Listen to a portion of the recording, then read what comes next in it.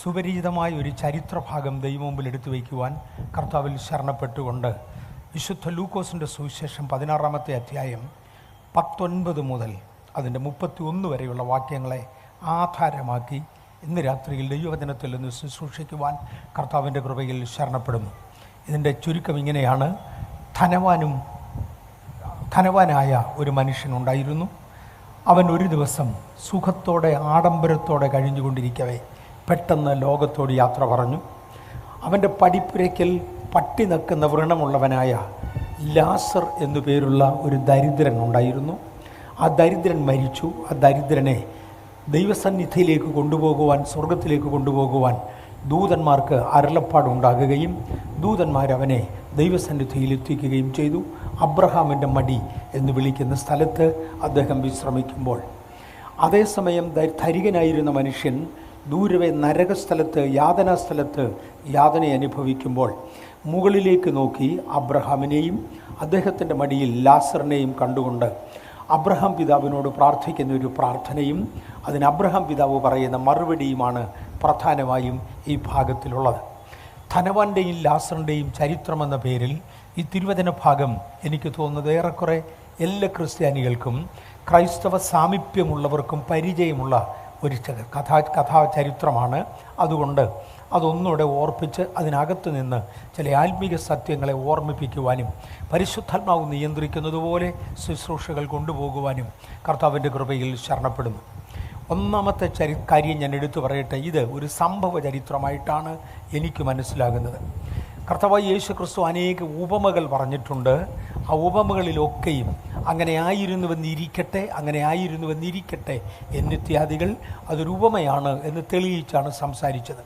ഉദാഹരണത്തിന് വേണ്ടി, ഒരു മനുഷ്യന് 100 ആടുണ്ട് എന്നിരിക്കട്ടെ, ഒരു പുരുഷന് 2 പുത്രന്മാരുണ്ടായിരുന്നു എന്നിരിക്കട്ടെ, ഒരു സ്ത്രീയുടെ കയ്യിൽ 10 ദ്രഹ്മ ഉണ്ടായിരുന്നു എന്നിരിക്കട്ടെ എന്നിത്യാദി എന്ന് വിചാരിക്കുക എന്ന് പറഞ്ഞുകൊണ്ട് ഉപമാഭാഗങ്ങൾ ആരംഭിക്കുമ്പോൾ ഇവിടെ ഒരു ദരിദ്രൻ ഉണ്ടായിരുന്നു, ഒരു ധനവാൻ ഉണ്ടായിരുന്നു എന്ന് പറഞ്ഞുകൊണ്ട് ഇതൊരു ചരിത്ര സംഭവമാണ് എന്ന് യേശു എടുത്തു പറയുകയാണ്.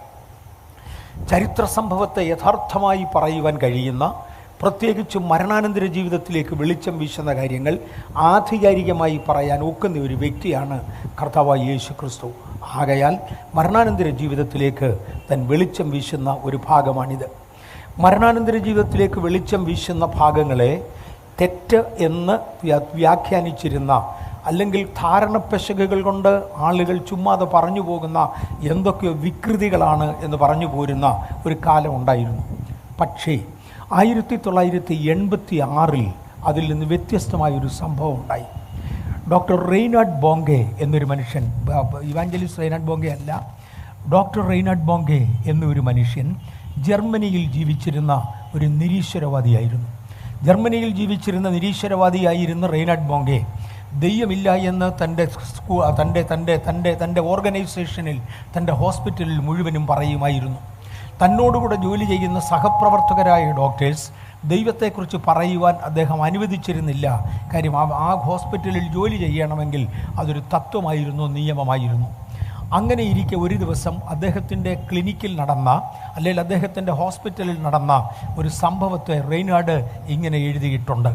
ഡോക്ടർ റെയ്നാഡ് എഴുതിയത് അദ്ദേഹത്തിൻ്റെ ലൈഫ് ആഫ്റ്റർ ലൈഫ് എന്ന പുസ്തകം 1986 ലോകശാസ്ത്രീയ സംഘടനയുടെ അനുമതിയോടുകൂടെ ഡോക്ടർ റെയ്നാഡ് എഴുതിയ ലൈഫ് ആഫ്റ്റർ ലൈഫ് എന്ന പുസ്തകത്തിൽ നിന്ന് ഒരു ഭാഗം എടുത്തുകൊണ്ടാണ് ഞാനിത് പറയുവാൻ ആഗ്രഹിക്കുന്നത്. ആ പുസ്തകത്തിൻ്റെ ഒരു കോപ്പി ആദ്യമേ ജർമ്മനിയിൽ പ്രിൻ്റ് ചെയ്തതും അതിനുശേഷം അതിൻ്റെ ഇന്ത്യൻ കോപ്പിയും വാങ്ങിക്കുകയും ധാരാളം കോപ്പികൾ വാങ്ങി ആവശ്യമുള്ളവർക്ക് അന്ന് ഞാൻ സൗജന്യമായി കൊടുക്കുകയും ചെയ്തത് എൻ്റെ ഓർമ്മയിലുണ്ട്. ഇന്ന് ആ പുസ്തകത്തിൻ്റെ കോപ്പി എൻ്റെ കയ്യിലില്ല, പക്ഷേ ആ പുസ്തകത്തിൻ്റെ പേരെൻ്റെ ഓർമ്മയിലുണ്ട്. ഡോക്ടർ ഇങ്ങനെ എഴുതി: ഒരു ദിവസം ഒരു സർജറി കഴിഞ്ഞ് ഒരു വ്യക്തി മരിച്ചുപോയി എന്ന് അദ്ദേഹത്തിന് ബോധ്യമായി.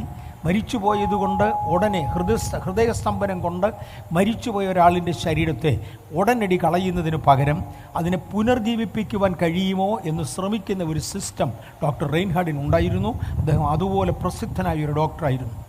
അതുപോലെ തന്നെ ആ ശരീരത്തെ പുനർജീവിപ്പിക്കുവാൻ ശ്രമിക്കുകയും ഏതാണ്ട് 20 മിനിറ്റിന് ശേഷം ആ മരിച്ചുപോയി എന്ന് കരുതപ്പെട്ട വ്യക്തി തിരിച്ച് എഴുന്നേൽക്കുകയും അദ്ദേഹത്തിന് സംസാരിക്കാറായ ആദ്യ സമയം ഡോക്ടറോട് സംസാരിക്കുകയും ചെയ്തു.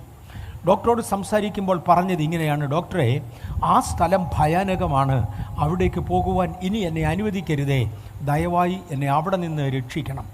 ഡോക്ടർ ചോദിച്ചു, ഏത് സ്ഥലമാണ്? അദ്ദേഹത്തിന് കഷ്ടിച്ച് സംസാരിക്കാറാകുന്നതേ ഉള്ളൂ. ഏത് സ്ഥലമാണ് നിങ്ങൾ ഉദ്ദേശിക്കുന്നത്? അദ്ദേഹം പറഞ്ഞു, ഞാൻ പോയിരുന്ന സ്ഥലം, ഞാനൊരു സ്ഥലത്ത് പോയിരുന്നു, കണ്ട ശേഷം മടങ്ങി വരികയാണ്. ഡോക്ടർ റെയിൻഹാർഡ് വളരെ സംശയാസ്പദമായി ആ മനുഷ്യനോട് സംസാരിച്ചുവെങ്കിലും അദ്ദേഹത്തിൻ്റെ മുഖത്ത് കണ്ടിരുന്ന ഭാവഭേദങ്ങളും അദ്ദേഹത്തിൻ്റെ മുഖഭാവവും ശരീരഭാഷയും കണ്ടിട്ട്, ബോഡി ലാംഗ്വേജ്, ശരീരഭാഷയിൽ നിന്ന് ഒരുപാട് കാര്യങ്ങൾ മനസ്സിലാകും. ഇയാൾ ഏതോ ചില അനുഭവങ്ങൾ അനുഭവിച്ച ശേഷം പറയുന്ന ഒരു സംഭവ ചരിത്രമാണിത് എന്ന് ഡോക്ടർക്ക് തോന്നിയതിനാൽ അന്ന് ലഞ്ചിന് വന്നവരോട്, അല്ലെങ്കിൽ തൻ്റെ സഹപ്രവർത്തകരായ ഡോക്ടേഴ്സിനോട് അന്ന് ലഞ്ചിൻ്റെ സമയം അദ്ദേഹം പറഞ്ഞു, ഇങ്ങനെ ഒരു മനുഷ്യന് ഒരു അസാമാന്യമായ സംഭവമുണ്ടായി, അതിനെക്കുറിച്ച് അദ്ദേഹം പറഞ്ഞു. അദ്ദേഹത്തോടുകൂടെ പ്രവർത്തിച്ചിരുന്ന ലേഡി ഡോക്ടേഴ്സിൽ ഒരാൾ, ഒരു സ്ത്രീ, ഒരു ഡോക്ടർ റെയ്നാർഡിനോട് പറഞ്ഞു, റെയ്നാർഡ്, നിങ്ങൾ ദൈവത്തെ വിശ്വസിക്കാത്ത മനുഷ്യനും നിരീശ്വരവാദിയും ഇത്തരം കാര്യങ്ങൾ ഇവിടെ പറഞ്ഞുകൂടാ എന്ന് നിർദ്ദേശിച്ച ആളുമാകയാൽ ഞങ്ങൾ ഇതുപോലുള്ള കാര്യങ്ങൾ താങ്കളുടെ അടുക്കൽ പറഞ്ഞിട്ടില്ലെന്നേ ഉള്ളൂ. ഇതൊരു ഒറ്റപ്പെട്ട സംഭവമല്ല, അനേക സംഭവങ്ങൾ ഇതുപോലെയുണ്ട്.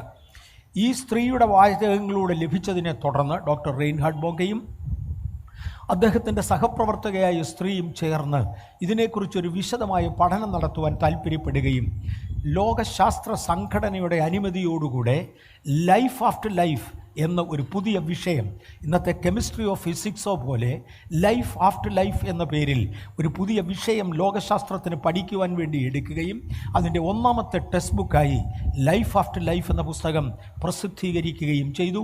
അതിൻ്റെ ഒരു കോപ്പി അന്ന് ജർമ്മനിയിലാണത് പ്രിൻ്റ് ചെയ്തത്. ജർമ്മനിയിൽ പ്രിൻ്റ് ചെയ്ത ഒരു കോപ്പി 120 രൂപ വിലയ്ക്ക് 1900-ങ്ങളുടെ ആരംഭത്തിങ്കിൽ 120 രൂപ വിലയ്ക്ക് വാങ്ങിക്കുകയും ഞാൻ പഠിക്കുകയും ചെയ്തത് എൻ്റെ ഓർമ്മയിലുണ്ട്.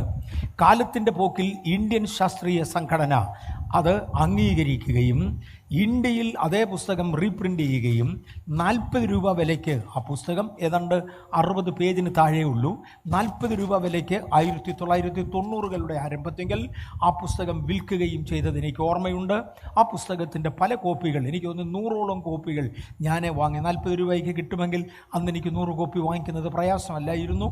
100ഓളം കോപ്പികൾ വാങ്ങുകയും വിദ്യാസമ്പന്നരും ഈ വിഷയത്തിൽ സംശയമുള്ളവരുമായ ആളുകളുടെ അടുക്കൽ കൊടുക്കുവാൻ കർത്താവ് കൃപ തരികയും ചെയ്തു. ഇതേ ചരിത്രങ്ങളിൽ പലതും തന്നെ ലൈഫ് ആഫ്റ്റർ ലൈഫ് എന്ന പുസ്തകത്തിൽ എഴുതിയിരിക്കുന്ന അനേക ചരിത്രങ്ങളും ഓപ്പറേഷൻ മൊബിലൈസേഷൻ ടീം പ്രസിദ്ധീകരിച്ച ലൈഫ് ഇന്ത്യ ആഫ്റ്റർ ലൈഫ് എന്ന പുസ്തകത്തിൽ അവർ എഴുതി പ്രസിദ്ധീകരിച്ചത് ഓർമ്മയുണ്ട്. 2 പേരുകളാണ് ഞാൻ പറഞ്ഞത്. ഒന്ന് life after life. Life after life എന്ന പുസ്തകം ശാസ്ത്രീയ പ്രസിദ്ധീകരണവും ലോകശാസ്ത്രീയ സംഘടനയുടെ അനുവാദവുമുള്ളതാണെങ്കിൽ ലൈഫ് ഇന്ത്യ ആഫ്റ്റർ ലൈഫ് എന്ന പുസ്തകം ഏറെക്കുറെ ഒരേ കാര്യങ്ങളാണ് എഴുതിയിരിക്കുന്നത്, ഒരേ അനുഭവങ്ങളാണെങ്കിലും ഒരു ക്രിസ്തീയ പെർസ്പെക്റ്റീവിൽ എഴുതി ഓപ്പറേഷൻ മൊബിലൈസേഷൻ ടീം പ്രസിദ്ധീകരിച്ചതുമായ പുസ്തകമാണ്. 2 പുസ്തകങ്ങളുടെയും കോപ്പി ആ ദിവസങ്ങളിൽ എൻ്റെ കയ്യിൽ ഉണ്ടായിരുന്നു, ഇന്ന് എൻ്റെ കയ്യിലില്ല. ഈ പുസ്തകങ്ങളിൽ എഴുതിയിരിക്കുന്നതിനൊത്തവണ്ണം ഒരു മനുഷ്യൻ്റെ മരണസമയത്ത്, പ്രത്യേകിച്ചും ഹൃദയാഘാതം നിമിത്തം അല്ലെങ്കിൽ ഇലക്ട്രിക് ഷോക്ക് അടിച്ച് പെട്ടെന്ന് മരിക്കുക, ഇല്ലെങ്കിൽ ശരീരത്തിലെ രക്തം വാർന്നുപോയി പെട്ടെന്ന് മരിക്കുക എന്നിങ്ങനെ അതിവേഗത്തിലുണ്ടാകുന്ന മരണങ്ങളിൽ നിന്ന് രക്ഷപ്പെടുന്ന ആളുകൾ, അപൂർവം വ്യക്തികൾ രക്ഷപ്പെടാറുണ്ട്. അങ്ങനെ രക്ഷപ്പെടുന്ന ആളുകൾ ഒടുവിലായി കണ്ടുവന്ന ചില കൃത്യങ്ങൾ അവർ കൃത്യമായി പറയുന്നത് എഴുതി വച്ചിരിക്കുകയാണ്.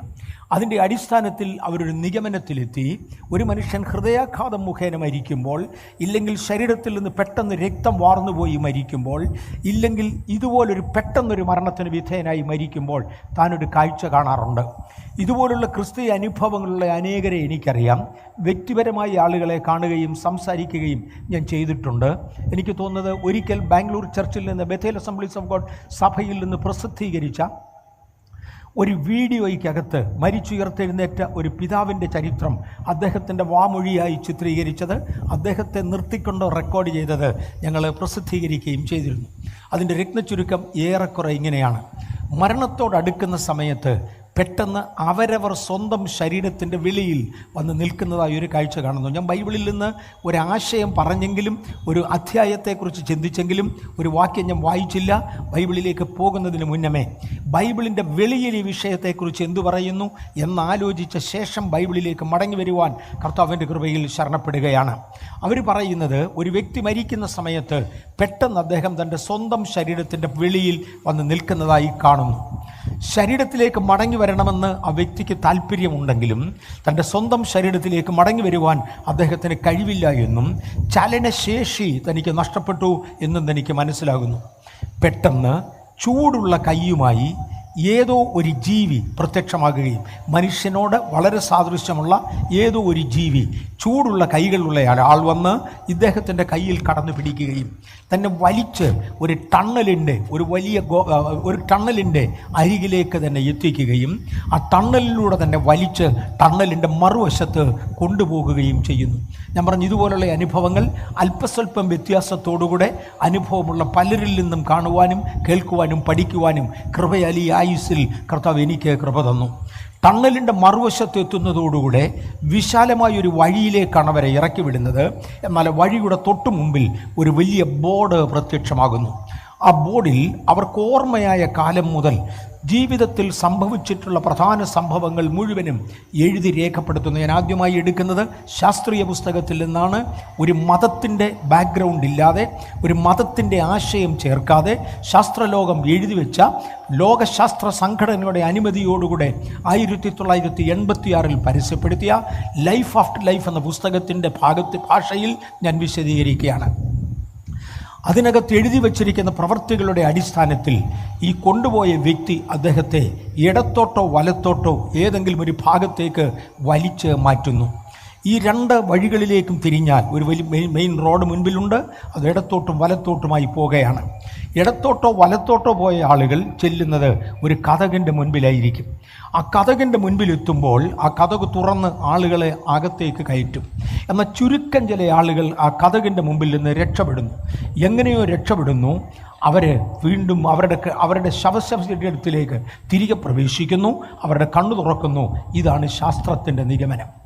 ആ ബോർഡിൽ എഴുതി കാണുന്ന പ്രവൃത്തികൾക്കനുസരിച്ച് ഒരു സ്ഥലത്തേക്കാണ് ഇവരെ കൊണ്ടുപോകുന്നത്. ചിലരെ ഇടത്തേക്കും ചിലരെ വലത്തേക്കും കൊണ്ടുപോകുന്നു. ശാസ്ത്രം ഗൗരവമായി ഇതിനെക്കുറിച്ച് പഠിച്ചതിൽ നിന്ന് അവർക്ക് മനസ്സിലാകുന്നത് ഒരു സമയത്ത് ആഫ്രിക്കയിൽ മരിച്ചുപോയ ഒരാളിനെക്കുറിച്ച് അതേ സമയത്ത് അമേരിക്കയിൽ മരിച്ചുപോയി തിരിച്ച് ജീവൻ കിട്ടിയ ഒരു വ്യക്തിക്ക് പറയാനുണ്ട്, എൻ്റെ കൂടെ ഇന്ന പേരിൽ ഒരാളുണ്ടായിരുന്നു, അദ്ദേഹത്തെ കതക് തുറന്ന് അകത്തേക്ക് തള്ളി അയാൾ വന്നിട്ടില്ല. ലണ്ടനിലുണ്ടായിരുന്ന ഒരാൾ ജപ്പാനിലുണ്ടായിരുന്ന ഒരാളിനെക്കുറിച്ച് പറയും, ഇന്ന സമയത്ത് എൻ്റെ കൂടെ മരിച്ചിരുന്ന ഇന്ന വ്യക്തി, എൻ്റെ കൂടെ വന്നിരുന്ന ഇന്ന വ്യക്തിയെ കതക് തുറന്ന് അപ്പുറത്തേക്ക് തള്ളി അവിടുന്ന് ഞാൻ രക്ഷപ്പെട്ടു, അവിടുന്ന് ഞാൻ വരികയാണ്. ഇത് ചിന്തിച്ചതിനെ തുടർന്നാണ്, അല്ലെങ്കിൽ ഈ ആശയങ്ങൾ വെളിയിൽ വന്നതിനെ തുടർന്നാണ് OBE എന്ന് ചുരുക്കിയ അക്ഷരങ്ങളിൽ വിളിക്കുന്ന ഔട്ട് ഓഫ് ബോഡി എക്സ്പീരിയൻസ് എന്ന ഒരു പുതിയ വിഷയം ലോകത്തിന് സംജാതമാകുന്നത്. ഇന്നും ആ പുസ്തകങ്ങളുടെ കോപ്പികളുണ്ട്. ഇൻ്റർനെറ്റിൽ അന്വേഷിക്കാൻ കഴിവുള്ളവരാണ് കുണ്ടറക്കാരെന്ന് എനിക്ക് നന്നായി അറിയാം. നമ്മുടെ യുവജനങ്ങൾ തപ്പിയെടുക്കുമെങ്കിൽ ഇന്നും ആ പുസ്തകങ്ങളുടെ കോപ്പികൾ വിൽപ്പനയ്ക്കുണ്ട് എന്ന് ഞാൻ ഓർമ്മിപ്പിക്കട്ടെ, മുന്നോട്ട് പോകാൻ ആഗ്രഹിക്കുന്നു. അതിനകത്ത് എഴുതിയിരിക്കുന്ന ഒരു ചരിത്രം ഞാൻ ഇങ്ങനെ വിശദീകരിക്കാം. ന്യൂയോർക്ക് പട്ടണത്തിൽ അമിതമായി മദ്യപിച്ച ഒരു മനുഷ്യൻ അന്ന് രാത്രിയിൽ തൻ്റെ ഭാര്യയുമായി അല്പം കലഹിച്ച ശേഷം കിടന്നുറങ്ങി. അതിരാവിലെ മനുഷ്യൻ എഴുന്നേറ്റു. അദ്ദേഹം ഒരു പോലീസ് ഉദ്യോഗസ്ഥനായിരുന്നതുകൊണ്ട് അതിരാവിലെ എഴുന്നേറ്റ് തൻ്റെ ജോലിക്ക് വേണ്ടി സാധാരണഗതിയിൽ പോയി. പോകുന്ന വഴിയിൽ താൻ കാർ ഓടിച്ചുകൊണ്ടിരിക്കുമ്പോൾ തനിക്ക് നെഞ്ചിന് വല്ലാതെ വേദന ഉണ്ടായതിനാൽ സ്റ്റിയറിങ്ങിൽ നിന്ന് തൻ്റെ കൈകൾ രണ്ടും എടുത്ത് തൻ്റെ നെഞ്ചത്തോട് താൻ അമർത്തിപ്പിടിച്ചത് തനിക്ക് ഓർമ്മയുണ്ട്. പെട്ടെന്ന് തൻ്റെ കാറ് കൺട്രോൾ വിട്ടു പോകുകയും ഒരു റോഡിൻ്റെ ഒരു സൈഡിൽ ചെന്ന് ഇടിക്കുകയും ചെയ്തത് അദ്ദേഹത്തിന് അറിയാം. ആ ഇടിയെ തുടർന്ന് അദ്ദേഹം കാണുന്നത് തൻ്റെ ശരീരത്തിൻ്റെ വെളിയിൽ താൻ വന്ന് നിൽക്കുന്നു. തൻ്റെ ശരീരം കാറിനകത്തിരിക്കുന്നത് കാണാം. ശരീരത്തിൻ്റെ വെളിയിൽ, കാറിൻ്റെ വെളിയിൽ ആ മനുഷ്യൻ നിൽക്കുന്നു. ചില മിനിറ്റുകൾക്കകം അമേരിക്കൻ പോലീസ് എത്തുന്നു, മറ്റു പലരും എത്തുന്നു, ആംബുലൻസുകൾ വരുന്നു. ആ വണ്ടിയുടെ ഡോറുകൾ വെട്ടിപ്പൊളിച്ച് ഇയാളുടെ ശരീരം പുറത്തെടുക്കുന്നു. ശരീരത്തിലേക്ക് മടങ്ങി വരണമെന്ന് അയാൾക്ക് താല്പര്യമുണ്ടെങ്കിലും അയാൾക്ക് മടങ്ങി വരുവാൻ കഴിയുന്നില്ല. അയാൾക്ക് ചലനശേഷിയില്ല എന്ന് മനസ്സിലാകുന്നു. പെട്ടെന്ന് ആരോ ഒരാൾ വരികയും ചൂടുള്ള ഒരു കൈ കൊണ്ട് അദ്ദേഹത്തിൻ്റെ കൈ പിടിച്ച് ഒരു വലിയ ടണ്ണലിലേക്ക് അദ്ദേഹത്തെ വലിച്ചു കയറ്റുകയും ആ ടണ്ണലിൻ്റെ മറുകര എത്തിക്കുകയും ചെയ്യുന്നു. മറുകര എത്തിയ വ്യക്തിയെ മുൻപിൽ കണ്ട വലിയ ബോർഡിൽ എഴുതിയിരിക്കുന്നതിൻ്റെ പ്രമാണത്തിൽ, അല്ലെങ്കിൽ അതിനകത്ത് എഴുതിയിരിക്കുന്ന സംഭവങ്ങളുടെ വെളിച്ചത്തിൽ ഇടത്തുവശത്തേക്ക് വലിച്ചു കൊണ്ടുപോകുകയും ഒരു കതകിൻ്റെ അടുക്കൽ എത്തുകയും ചെയ്തു. ആ കതകിൻ്റെ അടുക്കൽ എത്തിയതോടെ എങ്ങനെയോ താൻ രക്ഷപ്പെട്ടു. അടുത്ത മിനിറ്റിൽ ആശുപത്രിയിൽ തൻ്റെ ഭാര്യ തൻ്റെ ശവം നോക്കിക്കൊണ്ട് നിൽക്കവേ കണ്ണു തുറക്കുന്ന ഒരു സംഭവമാണ് അദ്ദേഹം കണ്ടത്. ഇത് ലൈഫ് ആഫ്റ്റർ ലൈഫ് എന്ന പുസ്തകത്തിൽ എഴുതിയിരിക്കുന്ന ചരിത്രങ്ങളിൽ ഒന്നാണ്. ഇതുപോലുള്ള അനേക ചരിത്രങ്ങൾ ആ പുസ്തകത്തിലുണ്ട്. ഇതേ ചരിത്രം തന്നെ life in the after life എന്ന ക്രിസ്തീയ പുസ്തകത്തിൽ എഴുതിയതിനെ ഞാൻ എടുത്തു പറയുവാൻ താല്പര്യപ്പെടുന്നു. ഞാൻ പറഞ്ഞു, ഇത് രണ്ടും ഏറെക്കുറെ സമാനമായ പുസ്തകങ്ങളാണ്, ഒരേ ആശയമാണ്. ഒന്നിന് ക്രിസ്തീയ ബാക്ക്ഗ്രൗണ്ട് ഉള്ളതും വേറൊന്നിന് ഒരു മതത്തിൻ്റെയും ബാക്ക്ഗ്രൗണ്ട് ഇല്ലാതെ കേവലം ശാസ്ത്രത്തിൽ എഴുതിയിരിക്കുന്നതുമാണ്. ഇനിയും ആ ക്രിസ്തീയ ബാക്ക്ഗ്രൗണ്ടുള്ള life in the after life എന്ന പുസ്തകത്തിൽ ഈ ചരിത്രം എഴുതിയിരിക്കുന്നത് ഞാനൊന്ന് പറയട്ടെ.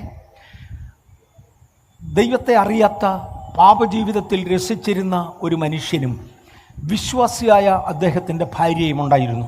നിങ്ങൾ ചോദിച്ചേക്കാം, അത് എങ്ങനെ സാധിക്കുമെന്ന്. ഒരുപക്ഷെ വിവാഹ അനന്തരം ആ സ്ത്രീ രക്ഷിക്കപ്പെട്ടതായി എന്ന് വരാം, എനിക്കറിഞ്ഞുകൂടാ. രണ്ടായാലും അവർ ഒരു വിശ്വാസിയായ സ്ത്രീയായിരുന്നു, അദ്ദേഹം അവിശ്വാസിയായ പാപിയായ പാപത്തിൽ ജീവിച്ചിരുന്ന ഒരു മനുഷ്യനായിരുന്നു.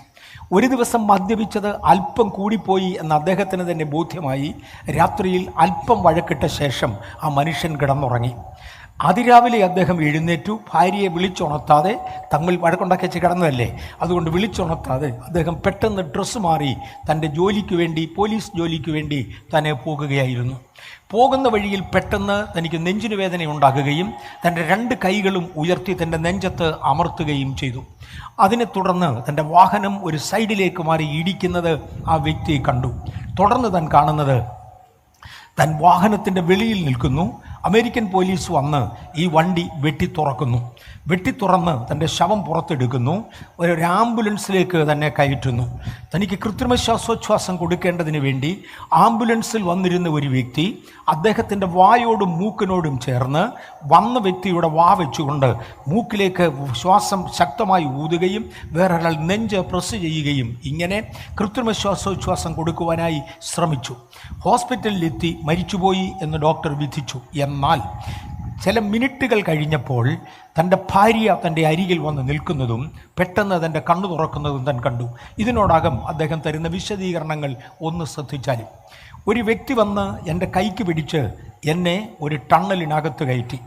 ടണ്ണലിൻ്റെ മറുവശത്ത് ഇറങ്ങിയപ്പോൾ എൻ്റെ ചെറിയ പ്രായം മുതൽ, ഓർമ്മയായ പ്രായം മുതൽ ജീവിതത്തിൽ സംഭവിച്ച പ്രധാന സംഭവങ്ങൾ ഒന്നെടുത്തു പറയാം. പ്രത്യേകിച്ചും ദൈവത്തോട് അടുക്കുവാൻ ലഭിച്ച അവസരങ്ങളും താനത് തള്ളിക്കളഞ്ഞതുമായ അവസരങ്ങളെ എടുത്ത് കാണിച്ചുകൊണ്ട്, ഈ കാര്യങ്ങളുടെ അവസാനത്തിൽ നിൻ്റെ വിധി ഇതാകയാൽ നിന്നെ നിത്യനരകത്തിനു വേണ്ടി വിധിച്ചിരിക്കുന്നു എന്ന് പറഞ്ഞുകൊണ്ട് തന്നെ വലിച്ച് ഇടത്തുവശത്തേക്ക് പോകുന്ന വഴിയിലേക്ക് കൊണ്ടുപോയി എന്നും, ഇടത്തുവശത്തെത്തുന്ന കതകിൻ്റെ അടുക്കലെത്തിയപ്പോൾ ദൈവപുത്രനോട് സദൃശനായ ഒരു വ്യക്തി അവിടെ നിന്നുകൊണ്ട് ഇവൻ്റെ ഭാര്യ ഒരു പ്രത്യേക അവസരം ചോദിക്കുന്നതിനാൽ ഇവനൊരവസരം കൊടുക്കുവാൻ ഞാൻ തീരുമാനിച്ചിരിക്കുന്നുവെന്ന് പറയുകയും അദ്ദേഹത്തോട്, ഞാൻ തൽക്കാലത്തേക്ക് നിന്നെ തിരികെ അയക്കുകയാണ്, നീ തിരികെ പോയാൽ നിൻ്റെ ഭാര്യ സ്വീകരിച്ചതുപോലെ ദൈവത്തെ സ്വീകരിക്കുകയും ചില സ്ഥലങ്ങൾ പറഞ്ഞു കൊടുത്തു. ഇന്ന സ്ഥലങ്ങളിലുള്ള സുവിശേഷ പ്രവർത്തനങ്ങളിൽ നീ പങ്കെടുക്കുകയും വേണം, ആകയാൽ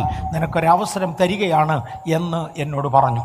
പെട്ടെന്ന് എനിക്ക് ബോധം വീണപ്പോൾ ഞാൻ ആശുപത്രിയിലാണ്. എൻ്റെ ഭാര്യ എൻ്റെ മുൻപിൽ വന്ന് നിൽക്കുന്നു. ഇനിയും ആ ഭാര്യയുടെ വിശദീകരണങ്ങൾ കേൾക്കാം. അവർ പറഞ്ഞു, ഭർത്താവ് രാവിലെ ജോലിക്ക് പോകുന്നതിന് അറിഞ്ഞെങ്കിലും ഞാൻ എഴുന്നേറ്റില്ല.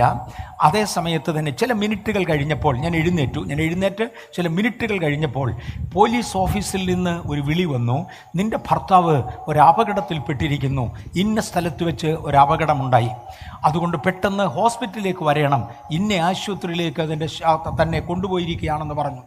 ആ സ്ത്രീ പറഞ്ഞു, ഞാൻ ഹോസ്പിറ്റലിലേക്ക് പോകുന്നതിന് മുന്നമേ 5 മിനിറ്റ് എൻ്റെ ബെഡിൻ്റെ ഇറമ്പിൽ മുട്ടുകുത്തി പ്രാർത്ഥിച്ചു. തുടർന്ന് ഞാൻ എഴുന്നേറ്റ് എൻ്റെ പ്രാർത്ഥനാ സഹകാരികളെ എല്ലാം വിവരം അറിയിച്ചു. സംസാരിച്ചു. നിങ്ങൾ ഗൗരവമായി പ്രാർത്ഥിക്കുക എന്ന് പറഞ്ഞു.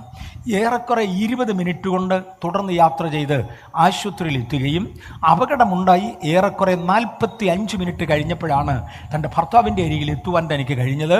ഭർത്താവിൻ്റെ അരികിലെത്തി കർത്താവേ തിരിച്ചു തരണമേ എന്ന ശവത്തിൻ്റെ മുമ്പിൽ പ്രാർത്ഥിച്ചു കൊണ്ടിരിക്കുകയും ചെയ്തപ്പോൾ അദ്ദേഹം പെട്ടെന്ന് കണ്ണ് തുറന്നു എന്നാണ് അവർ എഴുതിയിരിക്കുന്നത്. എനിക്കൊന്ന് ഒരുമാതിരി കാര്യങ്ങൾ മനസ്സിലായി കാണും. മരണാനന്തര ജീവിതത്തിൽ ഒരുവൻ്റെ ശരീരത്തിൻ്റെ വെളിയിൽ അതേ വ്യക്തി തന്നെ വന്നു നിൽക്കുന്നു. ബാംഗ്ലൂരിൽ മലയാളിയായ ഒരു സഹോദരൻ മരിച്ച് ഉയർത്തെഴുന്നേറ്റ ഒരു സംഭവമുണ്ട്. പുന്നൂസ് എന്നാണ് അങ്കിളിൻ്റെ പേര്. അദ്ദേഹത്തിൻ്റെ ഭാര്യയും മക്കളും ഇന്നും ജീവനോടെ ഉണ്ട്.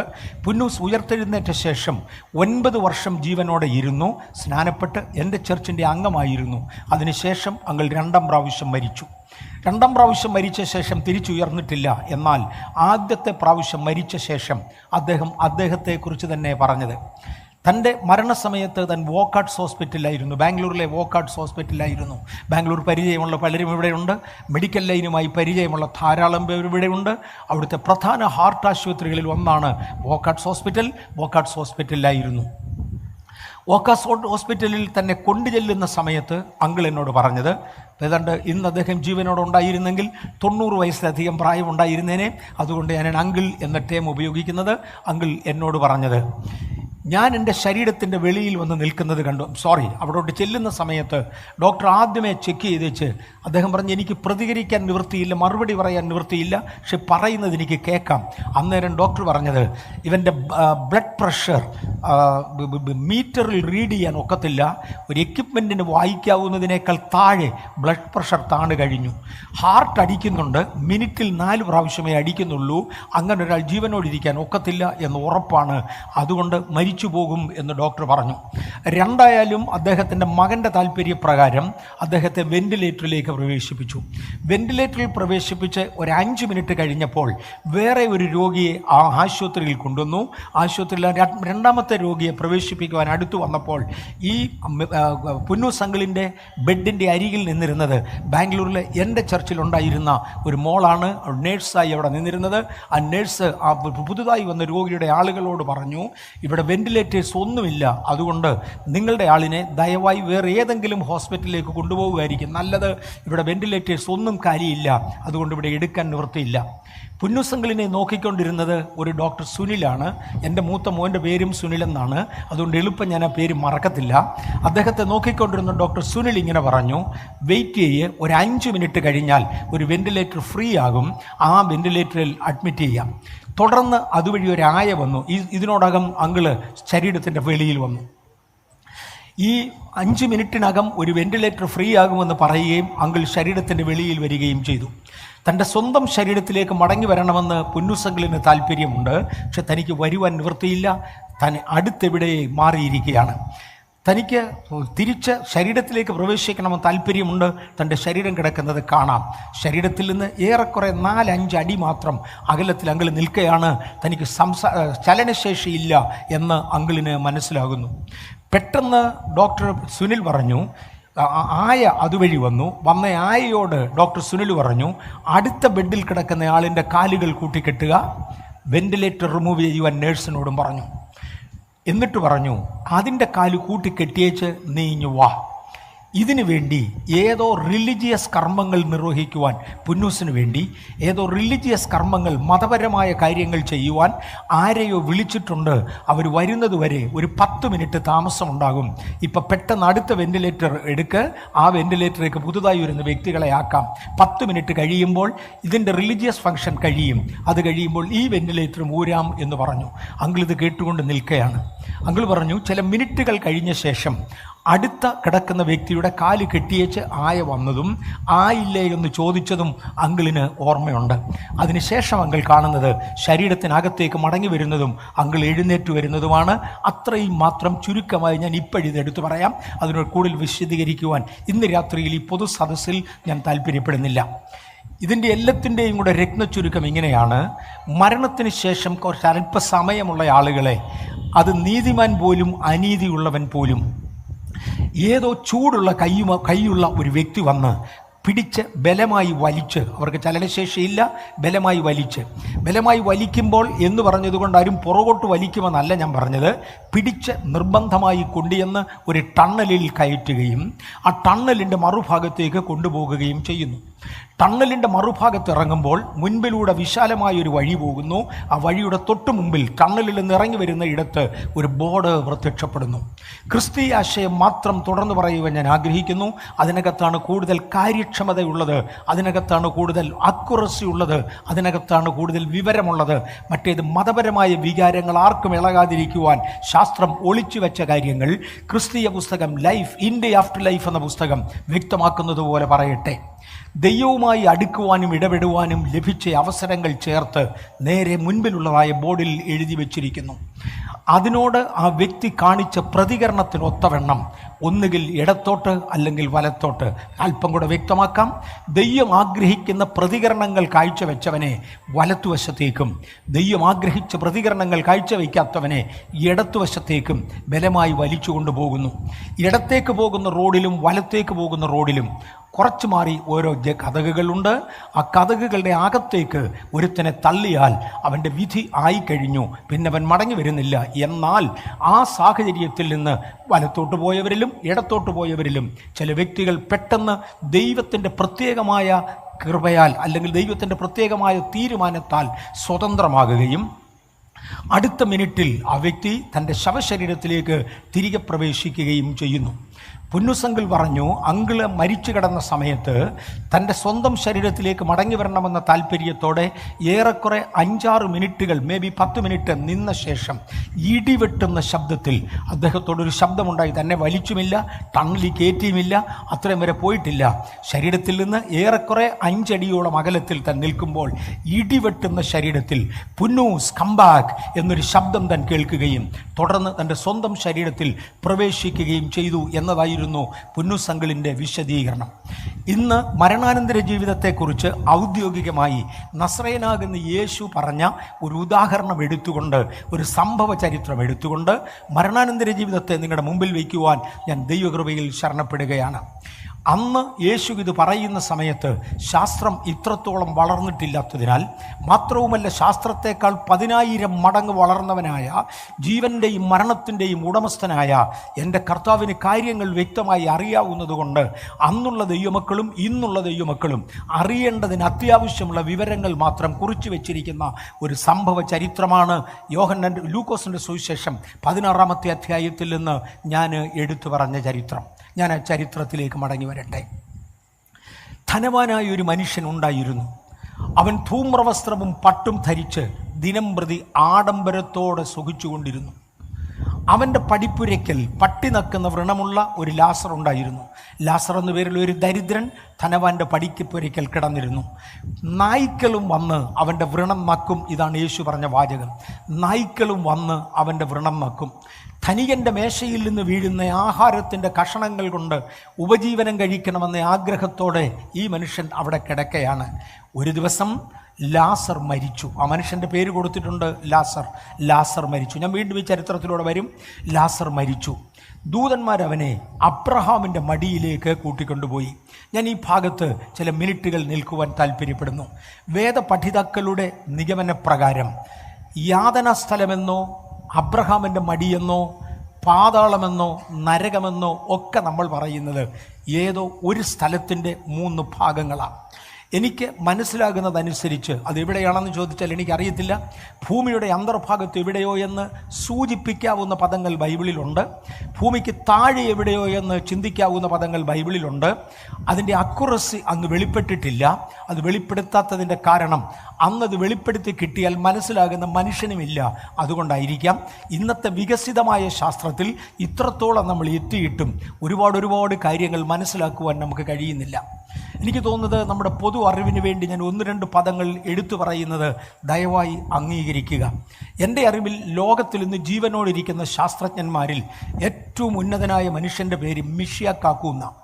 മിച്ചിയ എന്നെഴുതും, മിഷിയ എന്ന് വായിക്കും.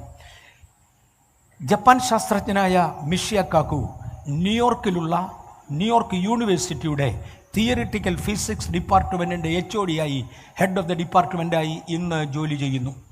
ലോകത്തിൽ ഇന്ന് ജീവനോടിരിക്കുന്ന ശാസ്ത്രജ്ഞന്മാരിൽ ഏറ്റവും ഉന്നതനായ ശാസ്ത്രജ്ഞനെന്ന് അറിയപ്പെടുന്ന മനുഷ്യനാണ്. സ്ട്രിംഗ് തിയറി ഇന്ന് ഡെവലപ്പ് ചെയ്തുകൊണ്ടിരിക്കുകയാണ്. സ്ട്രിംഗ് തിയറിയുടെ പ്രധാന നേതൃത്വ ഭാഗം കൊടുത്തുകൊണ്ട് അതിൻ്റെ പഠനങ്ങൾ നടത്തിക്കൊണ്ടിരിക്കുന്ന മനുഷ്യനാണ് ഈ മിഷിയ കാക്കു. ദൈവമില്ല എന്ന് തെളിയിക്കേണ്ടതിന് വേണ്ടി ലേഖനങ്ങൾ ഒന്നിനു പുറകെ ഒന്നായി ഇറക്കുകയും ലോകത്തിൻ്റെ വിവിധ ഭാഗങ്ങളിൽ പോയി അനേക സംഭവങ്ങൾ വീഡിയോയിൽ ചിത്രീകരിച്ച് അതിനെ വീഡിയോ ടേപ്പുകളാക്കി പ്രസിദ്ധീകരിക്കുകയും ചെയ്ത മിഷിയ കാക്കു ലക്ഷക്കണക്കിന് രൂപയിൽ കണക്ക് കൂട്ടിയാൽ ലക്ഷം പണം അതിനുവേണ്ടി മുടക്കിയവനായ ഒരു മനുഷ്യനാണ്. എന്നാൽ തൻ്റെ സ്ട്രിംഗ് തിയറി താൻ ഇന്ന് പഠിപ്പിച്ചുകൊണ്ടിരിക്കുകയാണ്.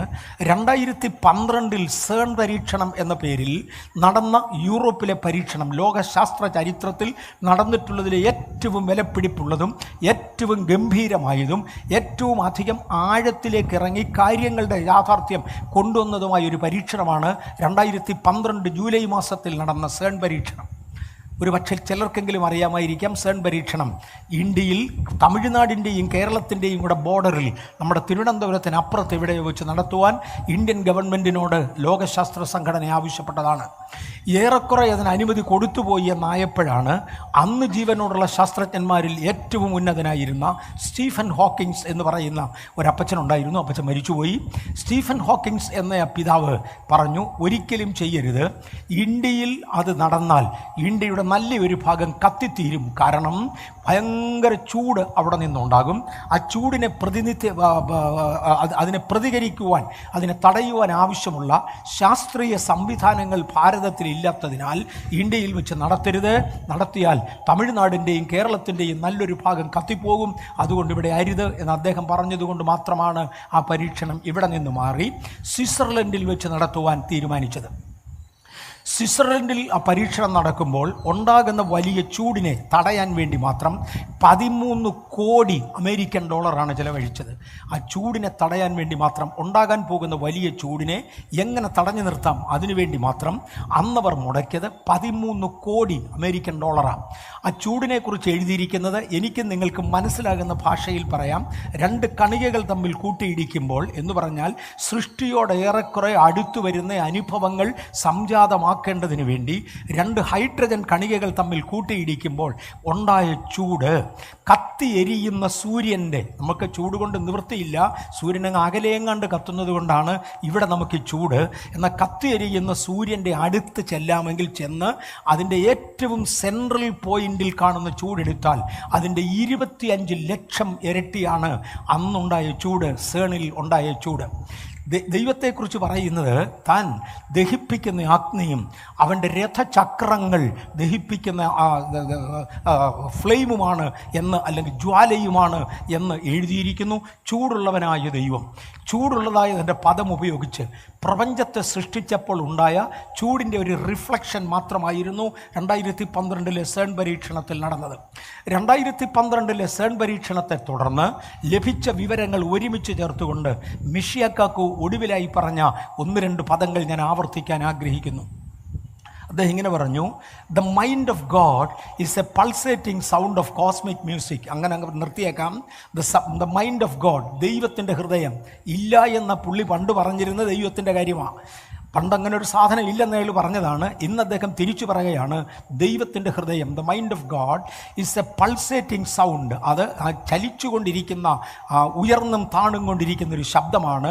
സൗണ്ട് ഓഫ് കോസ്മിക് മ്യൂസിക്, ആകാശത്തിലുള്ളതായ ദൈവികമായ ഏതോ ഒരു മ്യൂസിക്കിൻ്റെ ഭാഗമാണ് ദൈവത്തിൻ്റെ ശബ്ദം.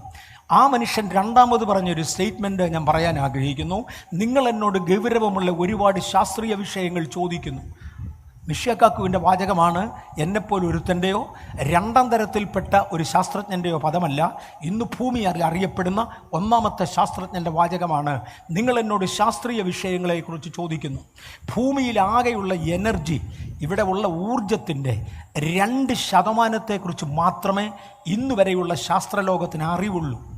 98% ഊർജത്തെക്കുറിച്ച് അറിവില്ലാതിരിക്കുന്ന ശാസ്ത്രലോകത്തോട് എന്ത് ചോദ്യം നിങ്ങൾ ചോദിച്ചാൽ എന്ത് മറുപടി ഞങ്ങൾ പറയാൻ ഞങ്ങൾക്കിത് എന്നെ അറിയാം. നമ്മുടെ മലയാളക്കരയിൽ നിന്ന് 3 PhD കഴിഞ്ഞ ശേഷം, 3 PhDയും ഗോൾഡ് മെഡലോടുകൂടെ കഴിഞ്ഞ ശേഷം ഞങ്ങളുടെ അയൽവാസിയായ രാജൻ എ മാരേട്ട് എന്ന മനുഷ്യൻ മാരിയട്ട് കുടുംബത്തിലെ രാജൻ എന്ന വ്യക്തി 3 PhD ഗോൾഡ് മെഡലോടുകൂടെ കഴിഞ്ഞ ശേഷം ഡോക്ടർ ഓഫ് സയൻസ് ഡിഗ്രി എടുക്കാൻ വേണ്ടി ചിക്കാഗോയിൽ എത്തുകയും ഇന്ന് വരെ ലോകത്തിൽ അറിയപ്പെട്ടിട്ടുള്ള ശാസ്ത്രീയ ഡിഗ്രികളിൽ ഏറ്റവും ഉന്നതമായതാണ് doctor of science. Doctor of science degree എടുക്കേണ്ടതിന് വേണ്ടി ഇവിടെ എത്തുകയും ചെയ്ത ശേഷം എൻ്റെ പേർക്ക് അയച്ച ഒരു കത്ത്, ഞങ്ങൾ അയൽവക്കക്കാരായതുകൊണ്ട് അദ്ദേഹം എൻ്റെ പേർക്ക് ഒരു കത്തയച്ചു. അതിൽ നിന്നൊരു പദം ഞാൻ ആവർത്തിക്കാം. അദ്ദേഹം ഇങ്ങനെ രാജൻ പറഞ്ഞ വാചകമാണ്, ബ്രദറെ എന്നല്ല, എൻ്റെ പേര് പറഞ്ഞ് വിളിച്ചുകൊണ്ട്, അനുഭവത്തിൻ്റെ വെളിച്ചത്തിൽ എന്ന് പറയട്ടെ, അറിവിൻ്റെ പുറംവാതിലിൽ പോലും എത്തി നോക്കുവാൻ കഴിയാത്ത ഒരു പാഴിയാത്രയാണ് എൻ്റെ PhDയും DSCയും. എൻ്റെ PhDയും എൻ്റെ ഡോക്ടർ ഓഫ് സയൻസ് ഡിഗ്രിയും അറിവിൻ്റെ പുറംവാതിലിൽ പോലും എത്തി നോക്കുവാൻ കഴിയാത്ത ഒരു പാഴിയാത്ര മാത്രമാണ്. ആ കത്ത് ഞാൻ നീണ്ട വർഷങ്ങൾ സൂക്ഷിച്ചിരുന്നു, ഇന്നതെൻ്റെ കയ്യിൽ നിന്ന് പോയി. രാജനും പറയാനുള്ളത് അത് തന്നെയാണ്. മനുഷ്യന് മനസ്സിലാകുന്ന ഭാഷയിൽ ഇന്നും ഇത് അവതരിപ്പിക്കുവാൻ നമുക്ക് കഴിഞ്ഞിട്ടില്ല. ഞാനൊരല്പം കൂടെ അകത്തോട്ട് കയറി മനുഷ്യന് മനസ്സിലാകുന്ന ഭാഷ എന്ന ആശയത്തിലേക്ക് വരുവാനായി താല്പര്യപ്പെടുകയാണ്. ലോകം കണ്ടിട്ടുള്ളതിലെ ഏറ്റവും ഉന്നതന്മാരായ ശാസ്ത്രജ്ഞന്മാരിൽ പണ്ട് മരിച്ചുപോയവരെ ചേർത്ത് ഒരാളാണ് ആൽബർട്ട് ഐൻസ്റ്റൈൻ. ആൽബർട്ട് ഐൻസ്റ്റൈനാണ് ഇന്നത്തെ ലോകത്തിലുള്ള പ്രധാനപ്പെട്ട കണ്ടുപിടുത്തങ്ങളിൽ മിക്കതും കണ്ടുപിടിച്ചത്. പ്രധാന കണ്ടുപിടുത്തങ്ങൾ മിക്കതും അദ്ദേഹത്തിൻ്റെ വകയാണ്. ആൽബർട്ട് ഐൻസ്റ്റൈൻ തൻ്റെ സ്വന്തം അനുഭവത്തെക്കുറിച്ച് ഒരിക്കൽ പറഞ്ഞത് ഇങ്ങനെയാണ്: എൻ്റെ സമയത്തിൻ്റെ 40% സമയം ഞാൻ ബൈബിൾ പഠിച്ചു. ആ 40% സമയം ബൈബിൾ പഠിച്ചതിൽ നിന്ന് എനിക്ക് കിട്ടിയ വിവരങ്ങൾ മാത്രമാണ് ഞാൻ എഴുതിയിട്ടുള്ള സകല ശാസ്ത്രീയ ലേഖനങ്ങളും. എന്തെങ്കിലും ശാസ്ത്രം എനിക്ക് മനസ്സിലായെങ്കിൽ അത് മനസ്സിലായത് ബൈബിളിൽ നിന്നാണ്. എൻ്റെ 40% സമയമാണ് അതിന് ഉപയോഗിച്ചത്. തുടർന്ന് അദ്ദേഹം പറഞ്ഞു, ഇത് സാധാരണക്കാരനെ പറഞ്ഞു മനസ്സിലാക്കുവാൻ കൊള്ളാവുന്ന ഒരു ഭാഷയില്ല. ഇംഗ്ലീഷിലും മലയാളത്തിലും പറഞ്ഞാൽ മനസ്സിലാകുന്നതല്ല ശാസ്ത്രം, അതിന് വേറൊരു ഭാഷ വേണം. അങ്ങനെ ഒരു ഭാഷ വന്നെങ്കിൽ മാത്രമേ മതിയാകുകയുള്ളൂ. അതുകൊണ്ടൊരു ഭാഷ കണ്ടുപിടിക്കുവാൻ അടുത്ത 20% സമയം ഞാൻ ഉപയോഗിച്ചു. ഇനിയുള്ള 40%-ത്തെക്കുറിച്ച് ഇന്ന് തൊടുന്നില്ല. വേറൊരു 20% സമയം ഞാൻ ഉപയോഗിച്ചു. അതിനുവേണ്ടി ഡെവലപ്പ് ചെയ്ത ഭാഷയാണ് കാൽക്കുലസ് എന്ന മാത്തമാറ്റിക്കൽ വിങ്. ഈ കാൽക്കുലസ് ഉപയോഗിച്ചാണ് ശാസ്ത്രത്തെ മുഴുവനായി പ്രതിപാദിക്കുന്നതും തെളിയിക്കുന്നതും. അത് മലയാളത്തിലും ഇംഗ്ലീഷിലും പറഞ്ഞാൽ മനസ്സിലാകുന്നതല്ല. ഇതാണ് ആൽബർട്ട് ഐൻസ്റ്റൈൻ ഉണ്ടായിരുന്ന കഴിഞ്ഞ തലമുറയെങ്കിൽ, നസ്രയനാകുന്ന യേശു മനുഷ്യവേഷത്തിൽ ഈ മണ്ണിൽ ജീവിച്ചിരുന്ന കാലം ഏതു ഭാഷയിൽ കാര്യങ്ങൾ ആർക്ക് പറഞ്ഞു മനസ്സിലാക്കും? അതുകൊണ്ട് ഭാവിയിലുള്ള എനിക്കും നിങ്ങൾക്കും ഉൾപ്പെടെ അന്നുള്ളവർക്ക് വരെ അതാത് കാലഘട്ടങ്ങളിൽ വീശപ്പെടുന്ന ശാസ്ത്രീയ വെളിച്ചത്തിൽ നിന്നുകൊണ്ട് മനസ്സിലാക്കുവാൻ കഴിയാവുന്ന ചില കാര്യങ്ങൾ മാത്രം യേശു കുറിച്ചു വെച്ചതാണ് ഈ ലൂക്കോസിൻ്റെ സുവിശേഷം 16-ാം അധ്യായത്തിൻ്റെ 19 മുതലുള്ള വാക്യങ്ങളിൽ. ധനവാനായ ഒരു മനുഷ്യൻ ഉണ്ടായിരുന്നു എന്ന് യേശു എടുത്തു പറയുന്നത് കൊണ്ട് അവൻ്റെ പേര് ഇതിനകത്തില്ല.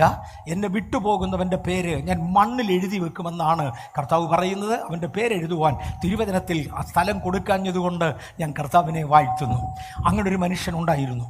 ആ മനുഷ്യൻ മരിച്ചു, യാതനാ സ്ഥലത്തേക്ക് പോയി. എന്നാൽ അവൻ എന്തോ വലിയ പാപിയായിരുന്നുവെന്ന് ഞാനും നിങ്ങളും തെറ്റിദ്ധരിച്ചേക്കാം. അങ്ങനെ ഒരു രേഖ ബൈബിളിൽ ഇല്ല എന്ന് ഓർപ്പിക്കുകയാണ് എൻ്റെ പ്രധാന ഉദ്ദേശം. ഇന്നത്തെ എൻ്റെ സന്ദേശം കൊണ്ട് ഞാൻ പ്രധാനമായും അർത്ഥമാക്കുന്നത്, അവൻ ചെയ്ത പാപത്തെക്കുറിച്ചോ അവൻ്റെ പാപത്തിൻ്റെ ലിസ്റ്റോ ബൈബിളിൽ കാണുന്നില്ല. പകരം അവൻ്റെ ഒരുപാട് നന്മകളും മാഹാത്മ്യങ്ങളുമാണ് ബൈബിളിൽ കാണുന്നത്. നിശ്ചയമായും സൂക്ഷ്മപരിശോധന ചെയ്യുമ്പോൾ അവൻ്റെ ജീവിതത്തിൻ്റെ തെറ്റെന്തായിരുന്നു, ബലഹീനത എന്തായിരുന്നു എന്ന് കാണാം. അത് ഇന്ന് എടുത്ത് കാണിക്കുവാനും ഞാൻ താല്പര്യപ്പെടുന്നു. കാര്യം ആ ബലഹീനത നമ്മിലാർക്കും ഉണ്ടാകാതിരിക്കുവാൻ നാം ശ്രദ്ധിക്കേണ്ട കാര്യമുണ്ട്. അതുകൊണ്ട് തന്നെ അവൻ ദിനംപ്രതി ആഡംബരത്തോടെ സുഖിച്ചുകൊണ്ടിരുന്നു. ദരിദ്രനായ ഒരു മനുഷ്യൻ, ലാസർ എന്ന പേരുള്ളവൻ, ശരീരം മുഴുവനും വ്രണം നിറഞ്ഞവനായി ഈ ധനവാന്റെ പടിപ്പുരയ്ക്കൽ കിടന്നിരുന്നു. നായ്ക്കളും വന്ന് ആ ദരിദ്രൻ്റെ വ്രണം നക്കുമായിരുന്നു. യജമാനൻ്റെ അല്ലെങ്കിൽ ഈ ധനവാന്റെ മേശയിൽ നിന്ന് വീഴുന്ന അപ്പത്തിൻ്റെ കഷണങ്ങൾ കൊണ്ടെങ്കിലും ഉപജീവനം കഴിക്കുവാൻ ആ മനുഷ്യൻ ആഗ്രഹത്തോടെ താല്പര്യപ്പെട്ടിരുന്നു. ആ ദിവസങ്ങളിൽ ഒന്നിൽ ലാസർ മരിച്ചു. ദൂതന്മാർ അവനെ അബ്രഹാമിൻ്റെ മടിയിലേക്ക് കൊണ്ടുപോയി. ഞാൻ അബ്രഹാമിൻ്റെ മടിയെ ഒരു പ്രാവശ്യം തൊട്ടു. ഒരല്പം കൂടെ ഗൗരവത്തിൽ വരുവാൻ ആഗ്രഹിക്കുന്നു. ഈ സ്ഥലം എവിടെയെന്ന് തീർത്തു പറയുവാൻ ശാസ്ത്രത്തിന് തെളിവില്ല, വേദപുസ്തകത്തിലും മതിയായ രേഖകളില്ല. ഞാൻ പറഞ്ഞു ഭൂമിയുടെ ഉള്ളിലാണത്, അല്ലെങ്കിൽ ഭൂമിയുടെ കേന്ദ്രബിന്ദുവിനോട് അടുത്ത് എവിടെയോ സ്ഥിതി ചെയ്യുന്ന ഒന്നാണ് എന്ന് വാദിക്കുന്നവരുണ്ട്. അതിന് സൂചനകൾ തിരുവചനത്തിലുണ്ട്. ഭൂമിക്ക് അടിയിലുള്ള ഏതോ ഗോളമാണിത്, അങ്ങനെ ചിന്തിക്കുവാനും സൂചനകളുണ്ട്. നമ്മുടെ നക്ഷത്രമണ്ഡലത്തിലാണോ എന്ന് പോലും പറയുവാനുള്ള സൂചനകളില്ല. നമ്മുടെ നക്ഷത്രമണ്ഡലത്തിൽ തന്നെ ഭൂമിയിൽ നിന്ന് വളരെ അകലെ സ്ഥിതി ചെയ്യുന്ന ഏതെങ്കിലും ഒരു ബ്ലാക്ക് ഹോളിലായിരിക്കാം ഈ സ്ഥാനങ്ങളിൽ ചിലതെങ്കിലും എന്ന് പറയുവാൻ ന്യായങ്ങളുണ്ട്. അത് ചിന്തിക്കുന്നവരും ഉണ്ട്. എന്തുമാകട്ടെ, എവിടെയോ ഒരിടത്ത്. ഞാനതിനെ മനസ്സിലാക്കേണ്ടതിന് വേണ്ടി ഒരു 3 നിലയുള്ള കെട്ടിടത്തോട് തൽക്കാലം അതിനെ ഒന്ന് ഉപമിക്കാം. എവിടെയോ ഒരു കെട്ടിടം, എനിക്കറിഞ്ഞൂടെ എവിടാണെന്ന്. എവിടെയോ ഒരു കെട്ടിടം, കറക്റ്റ് കെട്ടിടത്തിൻ്റെ ഷേപ്പൊന്നും അല്ല, മനസ്സിലാക്കാൻ വേണ്ടി ഒരു ഉദാഹരണത്തിന് മാത്രം പറയുന്നതാണ്. 3 നിലയുള്ള ഒരു കെട്ടിടം. അതിൻ്റെ ഏറ്റവും മുകളിലത്തെ നിലയെ പറുദീസ എന്നോ അബ്രഹാമിൻ്റെ മടിയെന്നോ വിളിച്ചു വന്നു. അതിൻ്റെ 2ാമത്തെ നിലയെ യാതനാസ്ഥലം എന്ന് വിളിച്ചു വന്നു. 3ാമത്തെ സ്ഥലത്തെ ഏറ്റവും താഴത്തെ നിലയെ അധമപാതാളം എന്ന് വിളിക്കുന്നു. ഞാൻ ഒന്നുകൂടെ ആവർത്തിക്കാം. 3 നിലയുള്ള ഒരു കെട്ടിടത്തോട് ഒരു ഭാഗത്തെ ഞാൻ ഉപമിക്കട്ടെ. അതിലെ ഏറ്റവും മുകളിലത്തെ നിലയെ അബ്രഹാമിൻ്റെ മടിയെന്നോ അല്ലെങ്കിൽ പറുദീസ എന്നോ വിളിക്കുന്നു. അതിൻ്റെ 2ാമത്തെ നിലയെ യാതനാസ്ഥലം അല്ലെങ്കിൽ നരകം എന്നൊരാശയത്തിൽ വിളിക്കുന്നു. അതിൻ്റെ ഏറ്റവും താഴത്തെ നിലയെ അധമപാതാളം അല്ലെങ്കിൽ മഹാനരകം എന്ന് ഞാൻ എൻ്റെ ഭാഷയാ മഹാനരകം എന്നതിനെ വിളിക്കട്ടെ. ഇങ്ങനെ 3ആയി തരംതിരിക്കാം. പഴയ നിയമഭക്തന്മാരുടെ മുഴുവനും താല്പര്യം പാതാളമായിരുന്നു. യാക്കോബ് ഒരിക്കൽ തൻ്റെ മക്കളോട് പറയുന്നൊരു പദമുണ്ട്: നിങ്ങളെൻ്റെ നരയെ ദുഃഖത്തോടുകൂടെ പാതാളത്തിലേക്ക് അയക്കും. പഴയ നിയമഭക്തന്മാരുടെ എല്ലാം പ്രതീക്ഷ പാതാളമായിരുന്നു. അത് പാതാളത്തിൻ്റെ മുകളിലത്തെ തട്ടിനെ കുറിക്കുന്ന പദമാണ്. അതിനെയാണ് അബ്രഹാമിൻ്റെ മടി എന്ന് യേശു പറഞ്ഞതും പറുദീസ എന്ന് കാൽവറിയിൽ വെച്ച് യേശു ഉച്ചരിച്ചതുമായ പദങ്ങൾ ആ മുകൾ തട്ടിനെയാണ്. അതിലെ 2ാമത്തെ ഭാഗത്തെയാണ് താഴത്തെ പാതാളം അല്ലെങ്കിൽ ഇന്നുള്ള പൊതു യാതനാസ്ഥലം എന്ന് വിളിക്കുന്നത്. ധനവാൻ്റെയും ലാസറിൻ്റെയും ചരിത്രത്തിൽ യേശു പറഞ്ഞു, ധനവാൻ മരിച്ചപ്പോൾ അവൻ യാതനാസ്ഥലത്ത് ആ മധ്യഭാഗത്തേക്ക് ചെന്നു. ഇപ്പം നിങ്ങൾ എന്നോട് ചോദിച്ചേക്കാം, അങ്ങനെയാണെങ്കിൽ 3ാമത്തെ പാതാളം എവിടെയാ? ഏറ്റവും താഴെയുള്ളത്. അത് പണ്ട് പാപം ചെയ്ത ദൂതന്മാരെ ദൈവം ആദരിക്കാതെ അന്ധകാരത്തിൻ്റെ ചങ്ങലയിട്ട് അഗാധത്തിൻ്റെ കീഴിൽ സൂക്ഷിച്ചിരിക്കുന്നുവെന്ന് പറയുന്നത് ഈ ഏറ്റവും അടിത്തട്ടിനെ കുറിച്ചായിരിക്കും. ആ ഭാഗത്തെ പഴയ നിയമഭക്തന്മാർ ഭയന്നിരുന്നു. ദാവീദ് അതിനെക്കുറിച്ച് പറഞ്ഞത്, നീ എൻ്റെ പ്രാണനെ അധമപാതാളത്തിൽ നിന്നും രക്ഷിച്ചിരിക്കുന്നു. എൻ്റെയും ഹോപ്പ് പാതാളത്തിൻ്റെ മേളത്തെ നിലയാ. പക്ഷേ അതിൻ്റെ അധമപാതാളത്തിൽ നിന്ന് എന്നെ വിടുവിച്ചു, അതിൻ്റെ താഴത്തെ തട്ടിലേക്ക് എന്നെ വിടുന്നില്ല. ആട്ടെ, ദരിദ്രൻ മരിച്ചു. ദരിദ്രൻ മരിച്ച ഉടനെ ദൂതന്മാർക്കൊരു കൽപ്പന കിട്ടി, എൻ്റെ മകനെ കൊണ്ടുവരിക. മറക്കരുത്, തൻ്റെ ഭക്തന്മാരുടെ മരണം യഹോവയ്ക്ക് വിലയേറിയതാണ്. തൻ്റെ ഭക്തന്മാരുടെ മരണം യഹോവയ്ക്ക് വിലയേറിയതാണ്. ദൈവത്തിൻ്റെ കണ്ണ് സദാസമയം തൻ്റെ ഭക്തന്മാരുടെ മരണക്കിടക്കയുടെ അടുക്കലുണ്ട്. ദൂതന്മാർ കാവൽ നിൽക്കുകയാണ്. അവർക്ക് കൽപ്പനയും ലഭിക്കും. വിശദീകരിക്കുവാൻ ഞാൻ താല്പര്യപ്പെടുന്നില്ല. ബാംഗ്ലൂരിലെ എൻ്റെ ചർച്ചിൽ വെച്ച് ഒരു സഹോദരൻ്റെ മരണം, ഒന്നിലധികം സഹോദരന്മാർക്ക് ഏറെക്കുറെ അടുത്ത അനുഭവങ്ങൾ ഉണ്ടായി എങ്കിലും ഒരു സഹോദരൻ്റെ മരണം ഞാൻ നന്നായി ഓർക്കുന്നു. ഒരായുസ് മുഴുവനും മദ്യപിച്ച് കള്ളുകുടിച്ച് തൻ്റെ കരൾ മുഴുവനും ദ്രവിച്ച് തീർന്ന് ഒടുവിൽ ശിവരും ചണ്ടി മാത്രം ബാക്കി വന്ന സമയത്ത് സ്വന്തം ഭാര്യയ്ക്കും മക്കൾക്കും ചെലവിന് കൊടുക്കാൻ നിവൃത്തിയില്ലാതെ ഇനി ജീവിക്കുന്നത് എന്തിന് എന്ന് ചോദിച്ച് ആത്മഹത്യയ്ക്ക് വേണ്ടി തുനിഞ്ഞ ഒരു സാഹചര്യത്തിൽ ആരോ സഹോദരന്മാരടുത്തുകൂടി സുവിശേഷം പറഞ്ഞതിനാൽ രക്ഷിക്കപ്പെട്ട് ബാംഗ്ലൂർ ചർച്ചിൽ സ്നാനപ്പെട്ട് ഞങ്ങളുടെ കൂടെ വന്ന ഒരു കൃഷ്ണൻകുട്ടി. കൃഷ്ണൻകുട്ടിക്ക് അസ്വസ്ഥത മുറുകി അദ്ദേഹം ഏറെക്കുറെ മരണത്തോടടുത്തു. ഒരു ദിവസം ഞാൻ കൃഷ്ണൻകുട്ടിയുടെ വീട്ടിൽ ചെന്നു. അദ്ദേഹത്തോട് പറഞ്ഞു, ബ്രദറെ, നമ്മുടെ അന്ത്യത്തിനു വേണ്ടി തയ്യാറാകേണ്ട സമയമായി. താങ്കളെ ഒരു ആശുപത്രിയിലാക്കിയിട്ടില്ല, തൻ വീട്ടിലാണ് കിടക്കുന്നത്. ഒരുപക്ഷെ ചികിത്സ ലഭിച്ചാൽ എനിക്ക് സൗഖ്യം കിട്ടുമെന്നോ, ഒരല്പം കൂടെ ജീവിച്ചിരിക്കുവാൻ എനിക്ക് ആഗ്രഹമുണ്ട്, ചികിത്സിക്കുവാൻ എനിക്ക് നിവൃത്തിയില്ലെന്നോ ഒരു ദുഃഖം നിൻ്റെ മനസ്സിലുണ്ടെങ്കിൽ ഈ സമയത്ത് ഒരു വാക്ക് മൂളിയാൽ മതി, ഞാൻ നേരെ ആശുപത്രിയിൽ കൊണ്ടാക്കാം.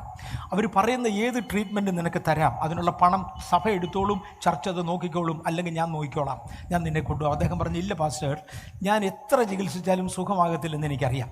എനിക്കുണ്ടായിരുന്ന നല്ല ആയുസ് മുഴുവനും കള്ളു കുടിച്ച് എൻ്റെ കരൾ മുഴുവൻ കളഞ്ഞതാണെന്നും ഇനി എനിക്ക് മുന്നോട്ടില്ല എന്നും അറിയാം. മാത്രവുമല്ല, ചില സ്വപ്നങ്ങളിൽ എനിക്ക് ദിവസങ്ങൾ മാത്രമേ മുൻപിലോട്ടുള്ളൂ എന്ന് ദൈവമായി എന്നോട് പറഞ്ഞത് എനിക്കറിയാം. അതുകൊണ്ട് എനിക്കൊരു അന്ത്യാഭിലാഷമുണ്ട്, ദയവായി എൻ്റെ അന്ത്യാഭിലാഷം സാധിച്ചു തരണം. ഞാൻ എന്തു പറ്റി കൃഷ്ണൻകുട്ടി? എന്നോട് പറഞ്ഞ്, എനിക്ക് പള്ളിക്കകത്ത് കിടന്ന് ചാകണമെന്നൊരാശ. പറഞ്ഞ് കൃഷ്ണൻകുട്ടി അത് ശരിയാകില്ല. ചാകുന്നവൻ പള്ളിയിലോട്ട് വന്ന് ചാകാൻ തുടങ്ങിയാൽ അതൊരു പതിവായി മാറും. നമ്മൾ ഒരു പതിവ് തുടങ്ങിയാൽ പിന്നെ അത് നിർത്തുന്നത് പ്രയാസമാണ്. കാര്യം ദൈവത്തിൻ്റെ കൃപയാൽ വളർന്നുകൊണ്ടിരിക്കുന്ന ഒരു സാഹചര്യത്തിൽ അന്ന് ഞങ്ങൾക്ക് ഏതാണ്ട് 10,000-ലധികം അംഗങ്ങളുണ്ട്. ആ ഒരു സാഹചര്യത്തിൽ ഇങ്ങനെ ഒരു പതിവ് തുടങ്ങിക്കിട്ടിയാൽ പിന്നെ അത് ബുദ്ധിമുട്ടായി തീരും. അതുകൊണ്ട് അതുമാത്രം പറയരുത്. ഒന്നുകിൽ ആശുപത്രിയിൽ അല്ലെങ്കിൽ വീട്ടിൽ, രണ്ടിലൊന്ന് മതി. അങ്ങനെ പറഞ്ഞ് ഒന്ന് പ്രാർത്ഥിച്ച് ഞാൻ അവിടെ നിന്ന് ഇറങ്ങി. എൻ്റെ പുറകെ ചർച്ചിലുള്ള ആരോ വിശ്വാസികൾ അവിടെ ചെന്നു. അവരോടും കൃഷ്ണൻകുട്ടി പറഞ്ഞു, എനിക്കൊരു അന്ത്യാഭിലാഷമുണ്ട്, സാധിച്ചു തന്നാൽ ഉപകാരം. ചർച്ചിൽ കിടന്ന് ചാകണമെന്നാണ് എൻ്റെ ആശ, എന്നെ അങ്ങ് ചർച്ചിലോട്ട് ഇട്ടേക്കാമോ? അയാൾ കണ്ട് പൊക്കി എടുത്തുകൊണ്ട് വന്നിരിക്കുന്നു. ഒക്കത്തില്ലെന്ന് പറഞ്ഞേച്ച് ഞാൻ പോരുന്നതാണ്. പക്ഷേ അദ്ദേഹം ഒരു കാറയിലാണ് ചെന്നത്, അദ്ദേഹത്തിൻ്റെ കാറയിലാക്കി കൊണ്ടുവന്നു. എന്നോട് വന്ന് പറഞ്ഞു, പാസ്റ്ററെ, കൃഷ്ണൻകുട്ടിക്ക് ഒരു അന്ത്യാഭിലാഷം, പള്ളി കിടന്ന് ചാകണമെന്ന്. ഞാൻ പറഞ്ഞു, എൻ്റെ ബ്രദറെ, അത് ശരിയാകുന്ന ആശയമല്ലല്ലോ. പക്ഷേ ഞാൻ ഇനി കൊണ്ടുവന്നു, ഇനിയിപ്പോൾ എന്നാ പറയാൻ? ഞാൻ പറഞ്ഞു, ഇനിയും ചർച്ചിലോട്ട് കയറ്റി കിടത്തി ഏറ്റവും കൂടിയാൽ 15 മിനിറ്റ് കിടന്നു കാണും. ഇതിനോടകം സഭാവിശ്വാസികളിൽ പലരും വന്നു, ഡോക്ടേഴ്സും നേഴ്സസും ഉണ്ട്, അങ്ങനെ പലരും വന്നവർ ചെക്ക് ചെയ്തവർ പറഞ്ഞു, കൃഷ്ണൻകുട്ടിക്ക് മിനിറ്റുകൾ മാത്രമേ ബാക്കിയുള്ളൂ, അതിനപ്പുറത്തില്ല. എൻ്റെ ഭാര്യ കുളിക്കാൻ വേണ്ടി ബാത്റൂമിൽ കയറിയിരിക്കുകയാണ്, ഇറങ്ങി വന്നില്ല. ഞാൻ ബാത്റൂമിൻ്റെ അടുക്ക് ചെന്ന് മുട്ടിയച്ച് പറഞ്ഞ്, എളുപ്പം ഇറങ്ങി വാ, തൻ്റെ കൃഷ്ണൻകുട്ടി അത്യാസൻ്റെ നിലയിലാണ്, ഇവിടെ കൊണ്ടുവന്നിട്ടുണ്ട്, അതുകൊണ്ട് എളുപ്പം ഇറങ്ങി വരാൻ പറഞ്ഞു. പക്ഷേ അവൾ ഇറങ്ങി വരുന്നതിന് മുന്നമേ ആളുകൾ വട്ടമിരുന്ന് പ്രാർത്ഥിച്ചു കൊണ്ടിരിക്കുന്നതിനിടയിൽ കൃഷ്ണൻകുട്ടി തളർന്നു പോയി തൻ്റെ 2 കൈകൾ ഉയർത്തി. അതുവരെ കൃഷ്ണൻകുട്ടിയുടെ കൈകൾ തളർന്നതായിരുന്നു. ആ 2 കൈകൾ ഉയർത്തി. എന്നിട്ട് ഇങ്ങനെ പറഞ്ഞു, സോത്രുക്കും. തമിഴാണ് അദ്ദേഹം സംസാരിക്കുന്നത്. സോത്രുക്കും. 3ാമത്തെ പ്രാവശ്യം സോ മാത്രം കേട്ടു. കൈകൾ താഴോട്ട് വീണു, കണ്ണടഞ്ഞു.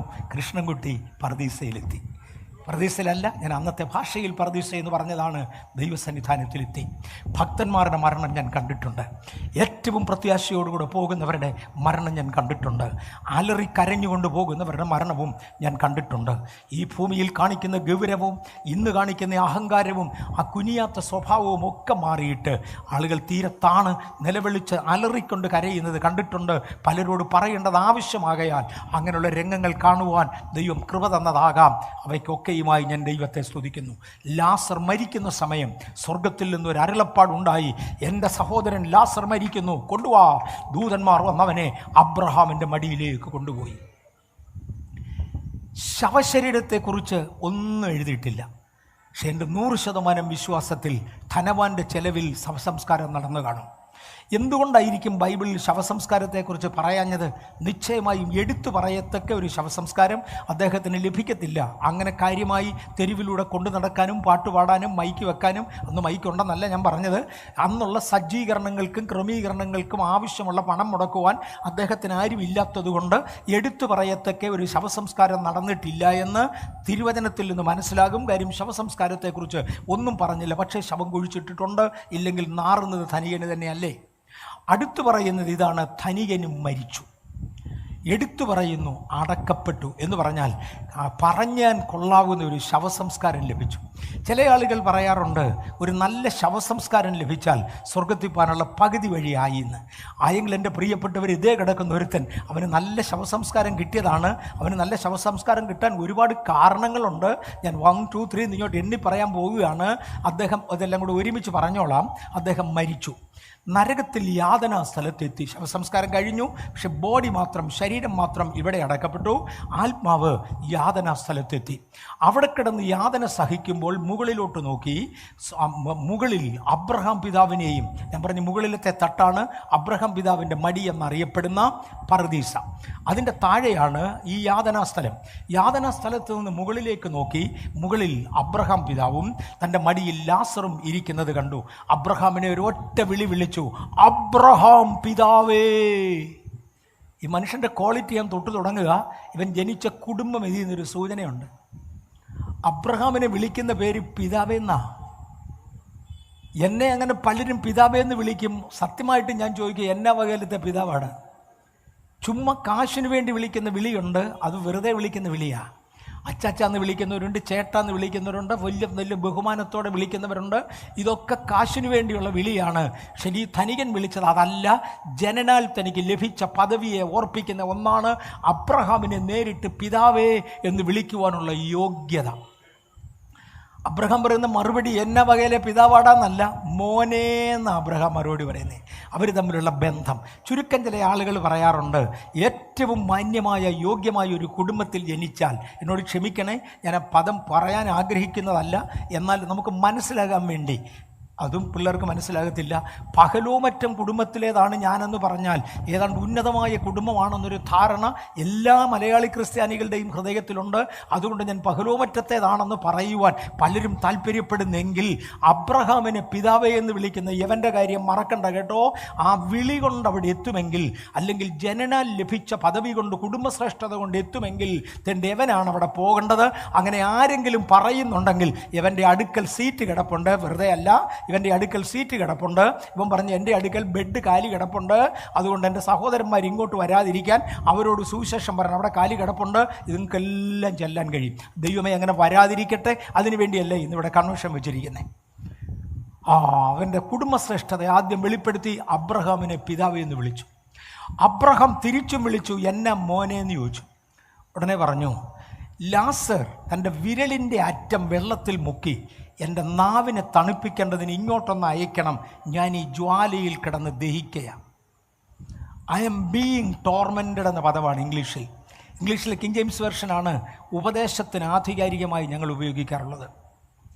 ഐ എം ബീയിങ് ടോർമെൻറ്റഡ്, ഞാനിവിടെ എന്നും ബുദ്ധിമുട്ടിക്കൊണ്ടിരിക്കുകയാണ്, എന്നെ ബുദ്ധിമുട്ടിച്ചു കൊണ്ടിരിക്കുകയാണ്, എന്നെ തകർത്തുകൊണ്ടിരിക്കുകയാണ്, എന്നെ ഉപദ്രവിച്ചു കൊണ്ടിരിക്കുകയാണ്, ഞാൻ എന്നും ഇവിടെ ഉപദ്രവമേൽക്കുന്നു. ഈ തീജ്വാലയിൽ കിടന്ന് ദഹിക്കുന്ന എനിക്ക് ഒരല്പം ആശ്വാസത്തിന്, ചൂടൊക്കെ കേരളത്തിൽ കൂടി വരുന്ന സാഹചര്യത്തിൽ നമുക്കിത് നന്നായി മനസ്സിലാകും. ഇവിടുത്തെ ചൂട് എന്തോ അങ്ങനെയാണെങ്കിൽ നരകത്തിലെ ചൂട് ഭയങ്കരമാണ് കേട്ടോ, പോകാതിരിക്കാൻ ശ്രദ്ധിച്ചു. ഈ ചൂടിനകത്ത് ഞാനിവിടെ കിടന്ന് ദഹിക്കുന്നു, അതുകൊണ്ട് ലാസർ വിരലിൻ്റെ അറ്റം വെള്ളത്തിൽ മുക്കി എൻ്റെ നാവിനെ തണുപ്പിക്കേണ്ടതിന് ഇങ്ങോട്ടൊന്ന് അയക്കണം.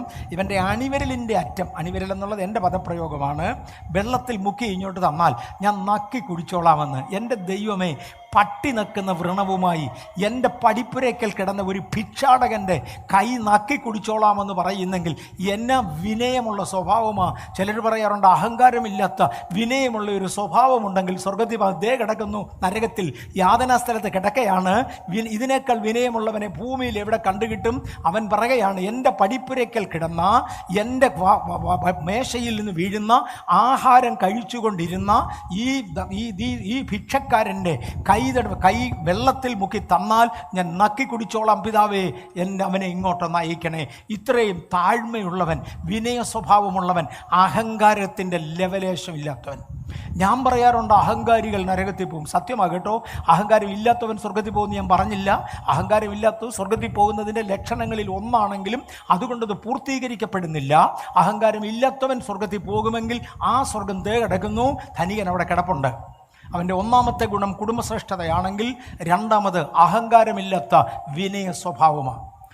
അബ്രഹാം പറഞ്ഞില്ല, മോനെ, ഞങ്ങൾക്ക് നിങ്ങൾക്ക് നടുവിൽ ഒരു വിടവുണ്ടാക്കിയിരിക്കുന്നു. അത് ഞാൻ പിന്നെ പറഞ്ഞോളാം, തിരിച്ചു വരാം. ഒരു വിടവുണ്ടാക്കിയിരിക്കുന്നു. ഇവിടെ നിന്ന് അങ്ങോട്ട് വരാൻ ഒക്കത്തില്ല, അവിടെ നിന്ന് ഇങ്ങോട്ട് വരാൻ ഒക്കത്തില്ല.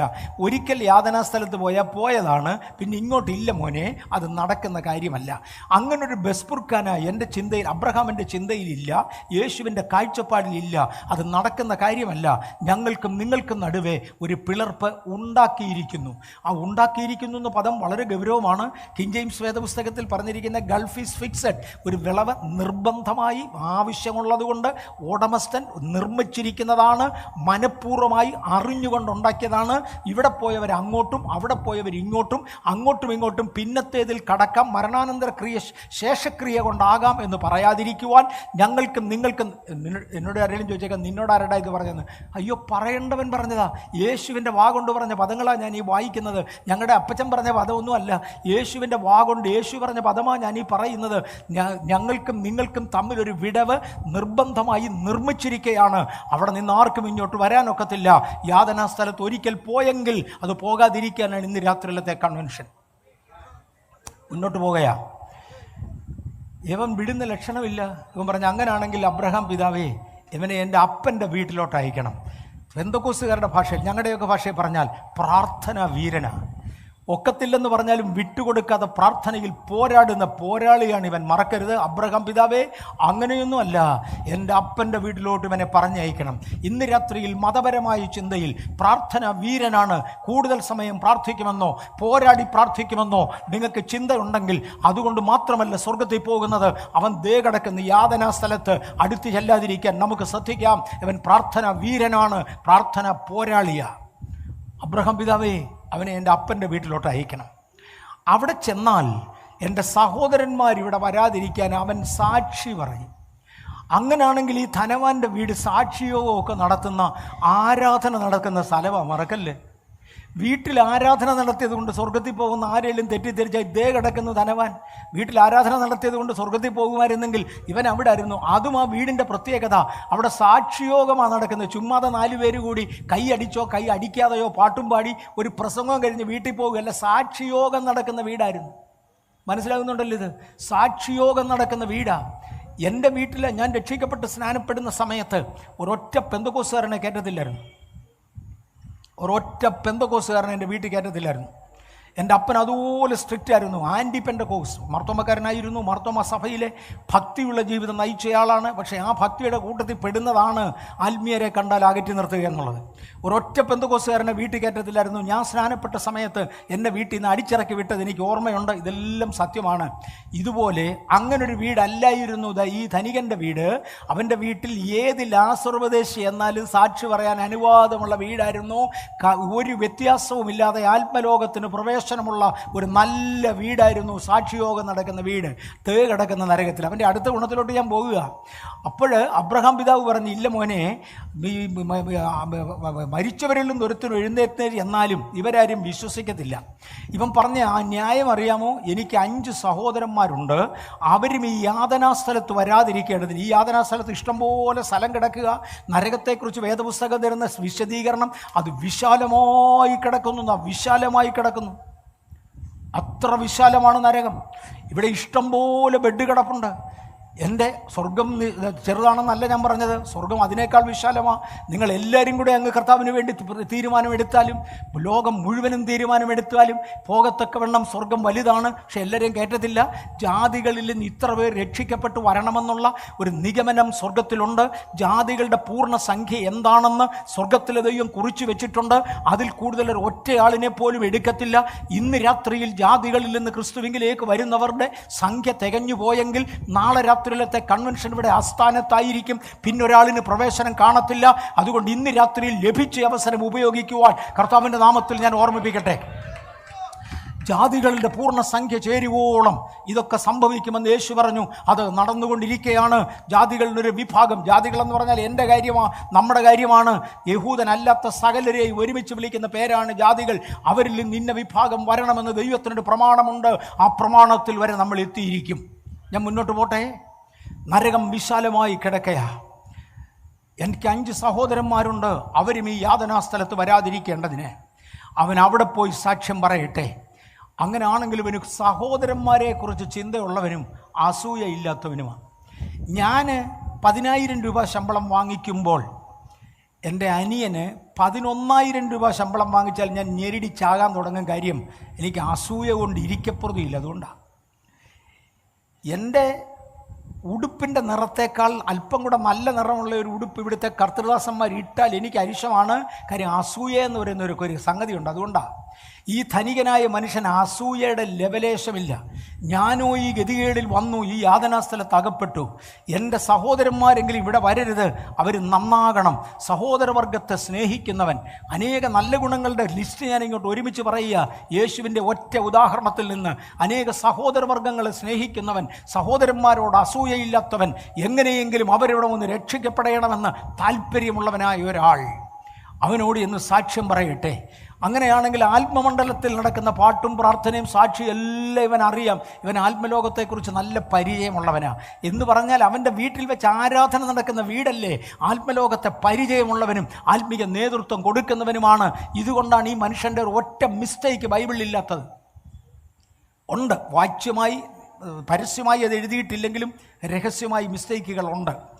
2-3 പദങ്ങളാണ് ഇതിലെ പ്രധാനപ്പെട്ട പദങ്ങൾ. ഒന്നവൻ പറഞ്ഞു, അബ്രഹാം പിതാവേ, നന്മകൾ ഒന്ന് തൊട്ട് തീർന്നോട്ടെ. ഈ സ്വന്തം വീട്ടിൽ ആരാധന നടത്തുന്ന, സാധുക്കളെ ധാരാളം സഹായിക്കുന്ന, അഹങ്കാരം തൊട്ടു തീണ്ടിയിട്ടില്ലാത്ത, അസൂയയുടെ ലവലേശമില്ലാത്ത പ്രാർത്ഥനാ വീരനും, സാക്ഷ്യത്തെക്കുറിച്ച് വളരെ പരിചയമുള്ളവനും, മാനസാന്തരത്തെക്കുറിച്ച് വിവരമുള്ളവനുമായ ധനികനായൊരു മനുഷ്യൻ മരിച്ചാൽ അവൻ്റെ ശവസംസ്കാരം കെങ്കേമമായിരിക്കും, പറയാതെ നിവൃത്തിയില്ല. അതുകൊണ്ട് തന്നെയാണ് ബൈബിൾ പറഞ്ഞത് അവൻ മരിച്ചു, അടക്കപ്പെട്ടു. എടുത്തു പറയാൻ കൊള്ളാവുന്ന ഉന്നതന്മാരായ ആളുകളെ പങ്കെടുപ്പിച്ചുകൊണ്ട് ശ്രേഷ്ഠമായ ഘോഷയാത്രകൾ നടത്തി പട്ടണം മുഴുവനും ചുറ്റിത്തിരിഞ്ഞായിരിക്കാം ഉള്ള നല്ല പാട്ടുകൾ മുഴുവനും പാടി, മൈക്ക് ഉണ്ടായിരുന്നെങ്കിൽ അതും വെച്ച് കെട്ടി, ഹാർമോണിയമോ കീബോർഡോ ഉണ്ടായിരുന്നെങ്കിൽ അതും ഉപയോഗിച്ച് മാന്യമായൊരു ശവസംസ്കാരം ലഭിച്ചു കഴിഞ്ഞവനാണിവൻ. കിട്ടേണ്ടതെല്ലാം കിട്ടി. ഉന്നതമായ കുടുംബത്തിൽ ജനിച്ചവൻ, അബ്രഹാമിനെ പിതാവേ എന്ന് നേരിട്ട് വിളിക്കുന്നവൻ, പ്രാർത്ഥനയുടെ വീരനായവൻ, സ്വന്തം വീട്ടിൽ ആരാധന നടത്തിവരുന്നവൻ, ആരാധനയിൽ സാക്ഷി അനുവദിക്കുന്നവൻ, വീട്ടിൽ ജാതിമത ഭേദമില്ലാതെ ക്രൈസ്തവരെ കയറ്റിക്കിടത്തുന്നവൻ, അല്ലെങ്കിൽ ആത്മീയരെ കയറ്റി ആരാധിപ്പിക്കുന്നവൻ, ധാരാളം വസ്തുവകകൾ ദാനധർമ്മം ചെയ്യുന്നവൻ, ഇത്രയും ഒരുവന് ലഭിക്കാവുന്ന ഉന്നതമായ ശവസംസ്കാരം ലഭിച്ചവൻ ദേ കിടക്കുന്നു താഴെ.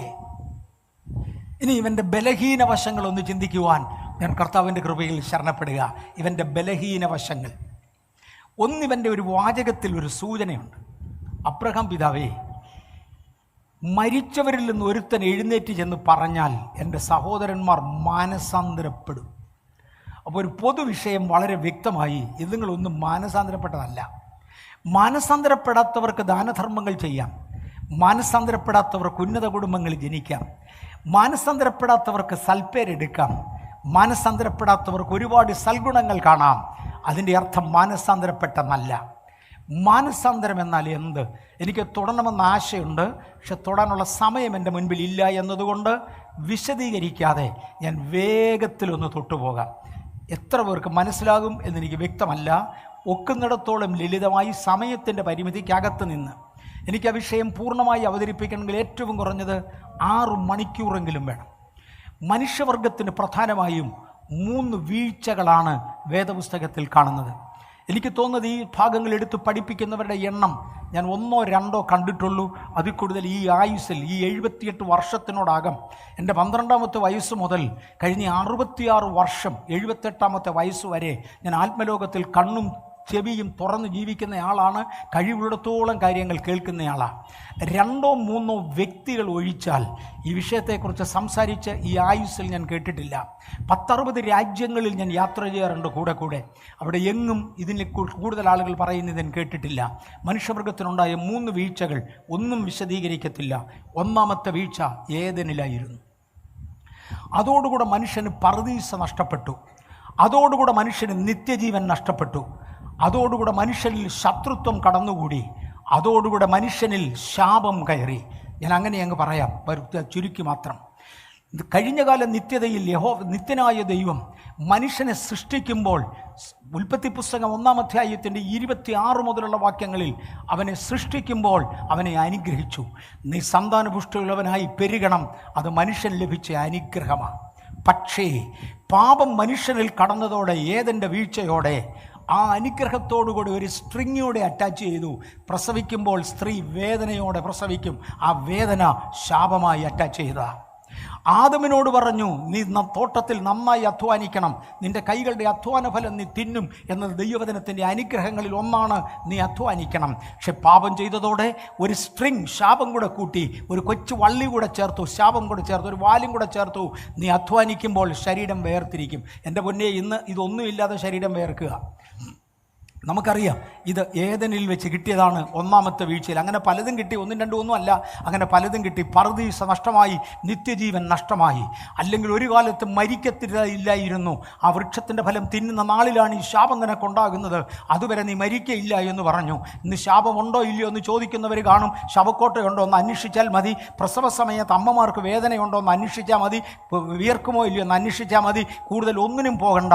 നമ്മളിലാരും പൊട്ടക്കണ്ണന്മാരല്ലോ. വല്ലോനും പറയുന്നത് ഇതെല്ലാം അങ്ങ് വിഴുങ്ങാൻ. അത് നടക്കുന്ന കാര്യമല്ല. കണ്ണു തുറന്ന് ജീവിക്കുന്നവർക്കെല്ലാം വിവരങ്ങളുണ്ട്. മനുഷ്യവർഗം ശാപത്തിന് അടിമയായി മാറി. രണ്ടാമത്തെ വീഴ്ചയാണ് നോഹയുടെ കാലത്ത് നടന്നത്. നോഹയുടെ കാലത്ത് നടന്ന അതിഭയങ്കരമായ വീഴ്ചയിൽ ദൈവത്തിൻ്റെ ദൂതന്മാർ ഇറങ്ങി വരികയും തങ്ങൾക്ക് ബോധിച്ചവർ പെൺകുട്ടികളെ ഒക്കെയും വിവാഹം കഴിക്കുകയും ബോധിച്ചതിനെ വിവാഹം കഴിക്കാമെന്നൊരു ചിന്ത മനുഷ്യവർഗത്തിൽ കൊണ്ടുവരികയും ചെയ്തത് നോഹയുടെ കാലത്താണ്. നോഹയുടെ കാലത്ത് വികൃതമായ ചിന്തകളിലൂടെ വീണുപോയ ദൂതന്മാർ അല്ലെങ്കിൽ വീണുപോയ ദൂതന്മാരെന്നറിയപ്പെടുന്ന അന്യജീവികളിൽ നിന്നില്ല വീണുപോയ ദൂതന്മാരിൽ നിന്ന്, നമ്മളതിനെ തനി മലയാളത്തിൽ പിശാചെന്നാണ് വിളിക്കുന്നത്, പൈശാചിക വൃന്ദങ്ങളിൽ നിന്ന് അവരുടെ സ്വഭാവങ്ങൾ പകർത്തിയും അവരുടെ ആചാരങ്ങൾ പകർത്തിയും, ഞാൻ ഈ പറയുന്ന പദങ്ങളെല്ലാം ഭയങ്കര വെയിറ്റുള്ള പദങ്ങളാണ്, അവരുടെ ആചാരങ്ങൾ പകർത്തിയും ദൈവിക ആചാര വ്യവസ്ഥകളിൽ നിന്നും ദൈവത്തിൻ്റെ സംസ്കാരത്തിൽ നിന്നും മാറി. ഇതൊക്കെ വിശദീകരിക്കണമെന്ന് എനിക്ക് ആശയമുണ്ട്, എളുപ്പമല്ല. ദൈവിക സംസ്കാരത്തിൽ നിന്നും ആചാരങ്ങളിൽ നിന്നും മാറി പൈശാചികമായ സംസ്കാരത്തിലേക്കും പൈശാചികമായ ആചാരങ്ങളിലേക്കും വീണുപോയ കാരണത്താൽ മനുഷ്യൻ രണ്ടാം പ്രാവശ്യം ശാപമേറ്റുവാങ്ങി ദൈവത്തിങ്കിൽ നിന്ന് അവൻ വീണുപോയി. മനുഷ്യൻ്റെ രണ്ടാം വീഴ്ച അതായിരുന്നു. രണ്ടാം വീഴ്ചയോടുകൂടെ ഒരു കൂട്ടം ദൂതന്മാരെ വിശദീകരിക്കാൻ പ്രയാസമാണ്. ഇംഗ്ലീഷിലെ ESV ഇംഗ്ലീഷ് സ്റ്റാൻഡേർഡ് വേർഷനിൽ പറയുന്നത് ദ ബാസ്റ്റഡ് സ്പിരിറ്റ്, ദൈവത്താൽ നിയോഗിതമല്ലാത്ത ഒരു വിഭാഗം ദൂതന്മാരെ ദൈവം ഐഡൻറ്റിഫൈ ചെയ്യുകയും, ബാസ്റ്റഡ് സ്പിരിറ്റ് എന്ന പേരിൽ തീരെ മോശമായൊരു പദം, അത് മലയാളത്തിൽ ഞാൻ അങ്ങോട്ട് പോകുന്നില്ല, ഇംഗ്ലീഷിലും മോശമാണ്. അങ്ങനെ ഒരു ഗ്രൂപ്പിനെ നരകത്തിലേക്ക് തള്ളുകയും ചെയ്തു. ശരീരമില്ലാത്ത ഒരു കൂട്ടം ദൂതന്മാരെ നരകത്തിലേക്ക് തള്ളി. അന്ന് ദൈവം പറഞ്ഞു, മനുഷ്യൻ്റെ രണ്ടാമത്തെ വീഴ്ചയോട് പറഞ്ഞു, മനുഷ്യൻ്റെ കാലം 120 സംവത്സരമാക്കാൻ പോകുകയാണ്. ഞാനതിൻ്റെ വിശദീകരണത്തിലേക്ക് പോകത്തില്ല, പോയാൽ മണിക്കൂറില്ലാതെ തീരത്തില്ല, മണിക്കൂറുകൾ ഇല്ലാതെ തീരത്തില്ല. ഞാൻ അവൻ്റെ കാലത്തെ 120 വർഷമായി ചുരുക്കാൻ പോകുകയാണ്. ഒരു ഇൻട്രസ്റ്റ് ഉള്ളവർക്ക് മാത്രം മനസ്സിലാകുവാൻ, സാധാരണക്കാരന് മനസ്സിലാകത്തില്ല, അല്ലെങ്കിൽ വിഷയത്തിൽ പഠനമില്ലാത്തവർക്ക് മനസ്സിലാകത്തില്ല. ഇൻട്രസ്റ്റ് ഉള്ളവർക്ക് ഒരു സൂചനയ്ക്ക് വേണ്ടി മാത്രം 120 കാലമായിരിക്കും അവൻ്റെ ആയുസ് എന്ന് ദൈവം പറഞ്ഞു. അവൻ്റെ സമയം, അവൻ്റെ കാലം, സീസൺ, അവൻ്റെ കാലം 120 വർഷമായിരിക്കും എന്ന് പറഞ്ഞെങ്കിൽ കുറഞ്ഞ പക്ഷം ഒരാളെങ്കിലും ആ 120 മരിക്കേണ്ടതല്ലേ? നേരിട്ട് ഈ പദം കിട്ടുന്നത് നോഹയ്ക്കാണ്. കുറഞ്ഞ പക്ഷം നോഹ 120 വർഷം കൊണ്ട് മരിക്കേണ്ടതല്ലേ? അങ്ങനെ 400 വർഷം വരും. നോഹയുടെ മക്കളിൽ ഒരാളെങ്കിലും 120 കൊണ്ട് മരിക്കേണ്ടതല്ലേ? ചത്തില്ലല്ലോ, എല്ലാവരും 400 കൂടുതൽ ജീവിച്ചല്ലോ. അങ്ങനെയാണെങ്കിൽ ഈ വാക്കിൻ്റെ അർത്ഥം 120 മാനുഷിക വർഷമെന്നല്ല. ഈ ഭൂമിയിൽ, ഞാൻ വർഷങ്ങളുടെ ഒരു കണക്കൊന്ന് തൊടുക, ഈ ഭൂമിയിൽ ഒരു വർഷമെന്ന് പറയുന്നത് 365 ദിവസമാണ്.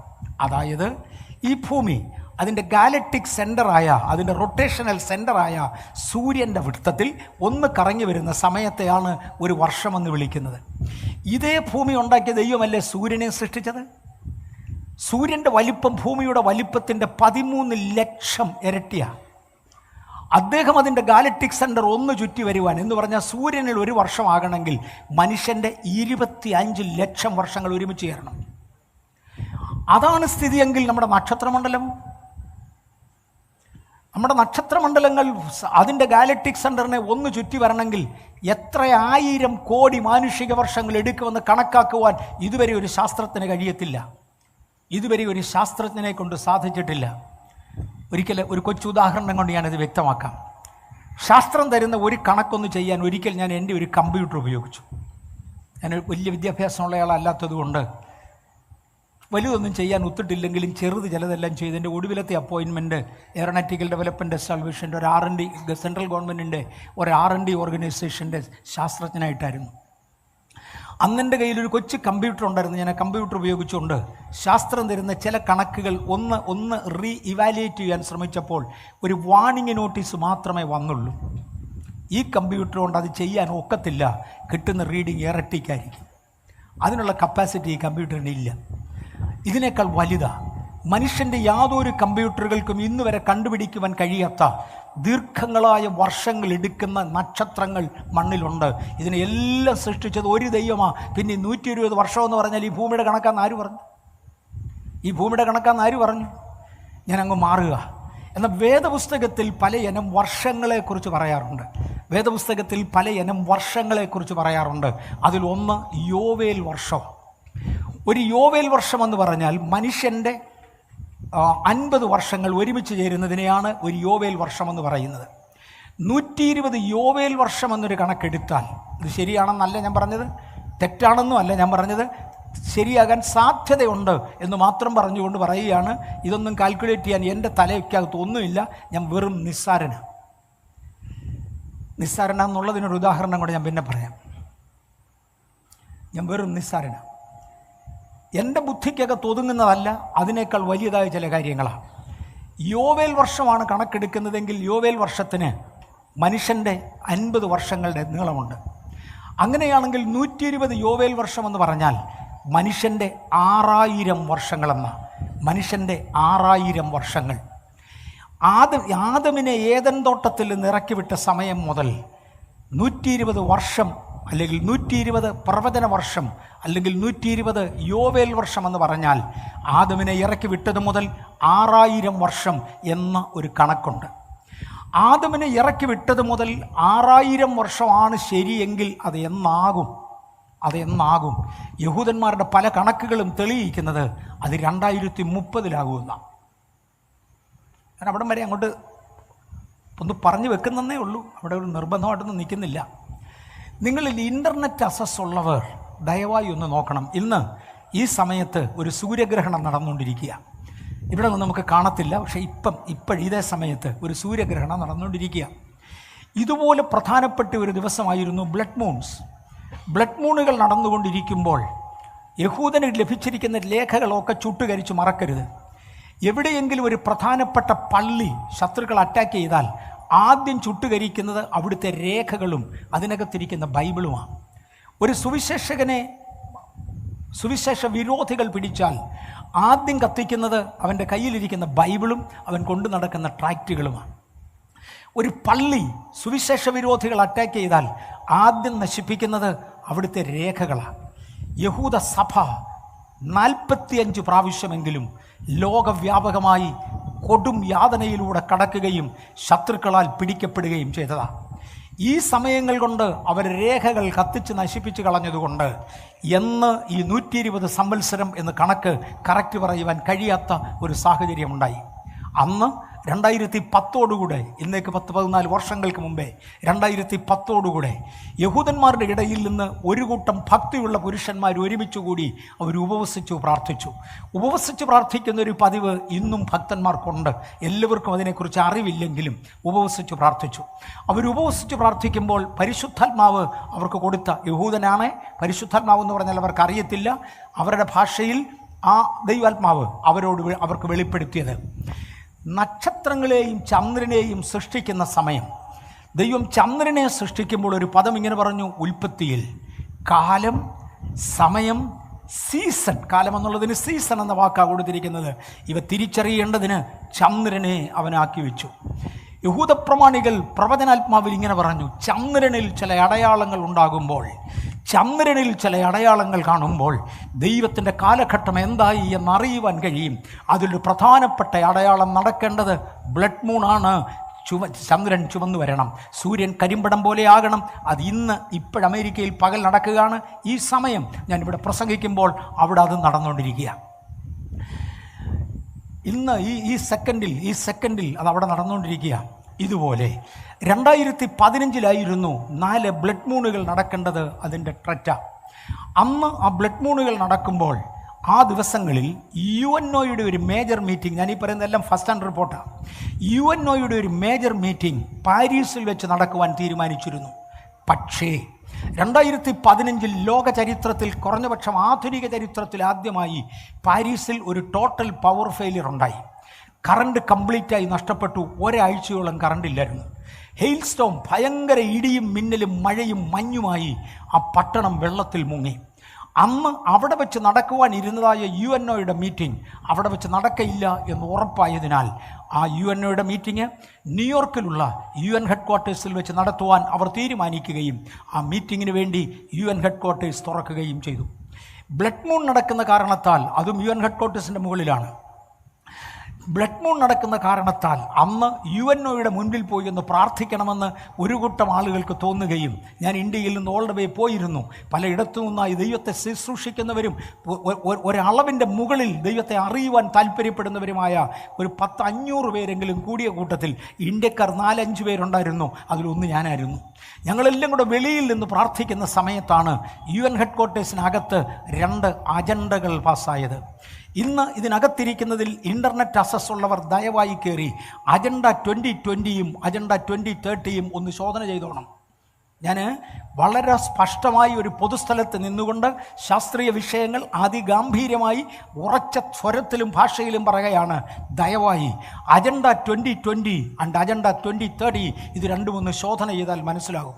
സെപ്റ്റംബർ മാസം 15-ാം തീയതി 2015 സെപ്റ്റംബർ മാസം 14-ാം തീയതി 2015 ലോക രാഷ്ട്രീയ സംഘടനകൾ ഒരുമിച്ച് ചേർന്നുകൊണ്ട് അവരൊരു അജണ്ട ഉണ്ടാക്കി പറഞ്ഞു.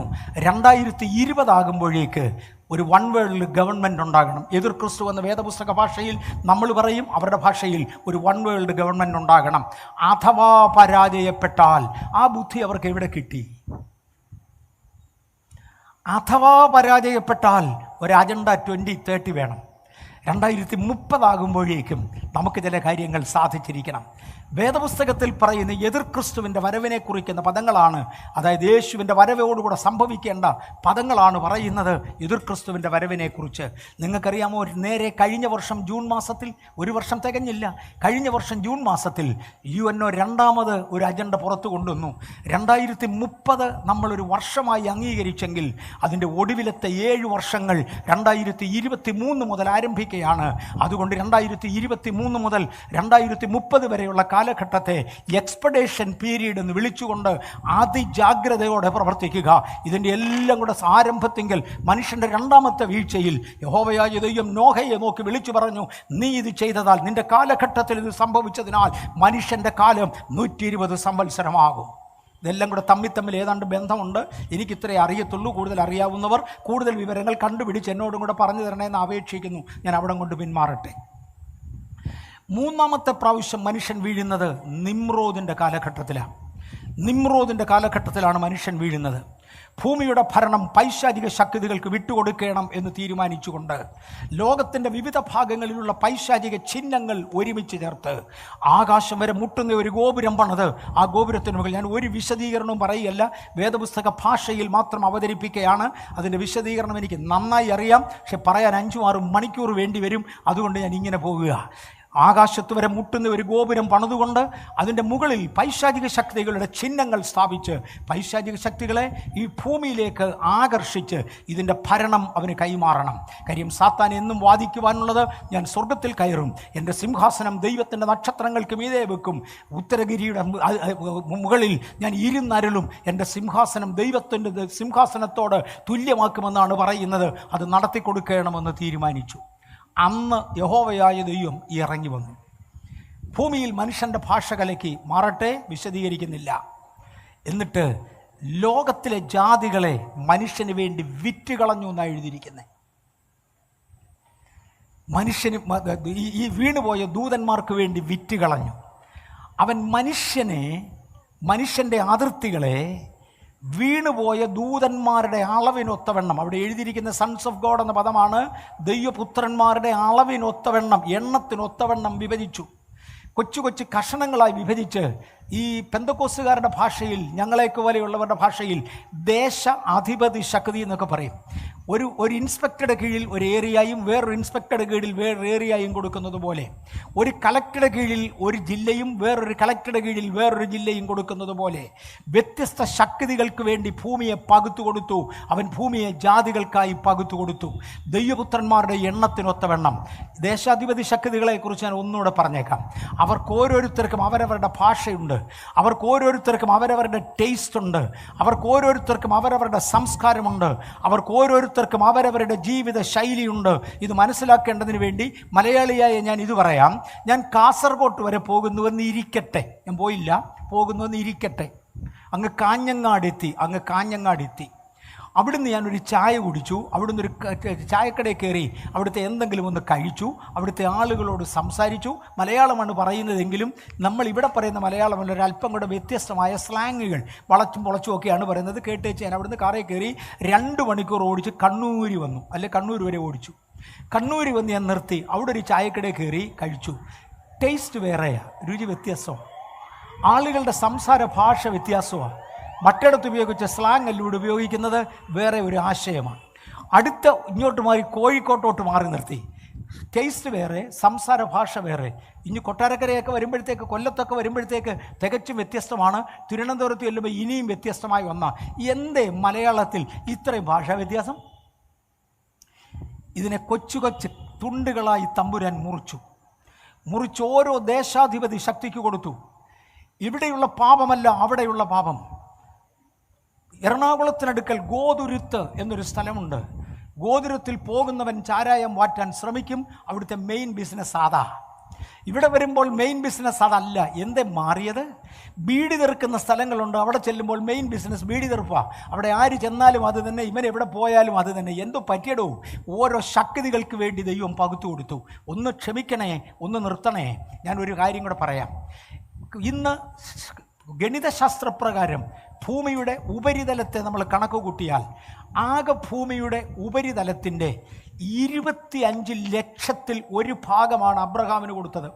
അബ്രഹാമിനോട് പറഞ്ഞു, ഫ്രാത്ത് മുതൽ മഹാനദി വരെയുള്ള സ്ഥലം എന്ന് പറഞ്ഞാൽ മുഴു ലോകത്തിൻ്റെ 51 മില്യൺ സ്ക്വയർ കിലോമീറ്ററുള്ള ഈ മുഴു ഭൂമിയെ 25 ലക്ഷം ഭാഗങ്ങളായി തിരിച്ചാൽ ഏറെക്കുറെ, അക്യുറേറ്റ് അല്ല, ഏറെക്കുറെ അതിൽ 1 ഭാഗമാണ് അബ്രഹാമിന് കൊടുത്തത്. അബ്രഹാമിനോട് പറഞ്ഞു, അബ്രഹാമേ, ജാതികളെ ഞാൻ വിറ്റിരിക്കുകയാണ്. ജനത്തെ ഞാൻ ജാതികൾക്കായി വിറ്റു. ജനത്തെ ഞാൻ വീണുപോയ ദൂതന്മാർക്കായി വിറ്റു. അവരുടെ സമ്പ്രദായങ്ങൾ അനുസരിക്കട്ടെ, അവരുടെ ഭാഷകൾ അനുസരിക്കട്ടെ, അവർക്ക് വേണ്ടതൊക്കെ ചെയ്യട്ടെ. ഞാൻ അവരോട് വാദിക്കാൻ പോകുന്നില്ല.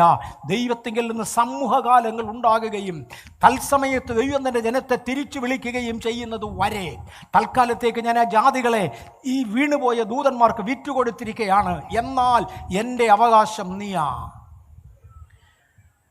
ഈ ഭൂമിയുടെ 25 ലക്ഷത്തിൽ 1 ഭാഗം ഞാൻ നിനക്ക് തരികയാ. നിന്റെ സന്തതി എൻ്റെ അവകാശമാ. നിന്റെ നിയമങ്ങൾ ഞാൻ പറയുന്നതാ. നിന്റെ സംസ്കാരം ഞാൻ പറയുന്നതാ. അയ്യോ, ഇങ്ങോട്ട് താവോട്ട് വരണം. എബ്രായന് വേണ്ടി ദൈവം എഴുതി കൊടുത്തിരിക്കുന്ന 613 മിസ്ബോത്തുകൾ, അവരുടെ നിയമങ്ങൾ നോക്കിയാൽ 10 കൽപ്പനകളിൽ തൃപ്തിപ്പെടരുത്. 613 മിസ്ബോത്തുകൾ നോക്കിയാൽ എത്തരം വസ്ത്രം ധരിക്കണം, എന്ത് നീളത്തിൽ വസ്ത്രം ധരിക്കണം, ഏത് ശൈലിയിൽ വസ്ത്രം ധരിക്കണം, എങ്ങനെ വിവാഹം നടക്കണം, എന്തൊക്കെ ആഹാരം കഴിക്കണം, ദൈവിക സംസ്കാരത്തിൽ ഉൾപ്പെടാത്തതൊന്നുമില്ല. സകലവും കൂടെ അബ്രഹാമിൻ്റെ ലോട്ട് കൊടുത്തേച്ച് പറഞ്ഞു, എൻ്റെ സംസ്കാരത്തിൽ നിലനിൽക്ക് അബ്രഹാമേ, നിന്നെ ഞാൻ വലിയൊരു ജാതിയാക്കും.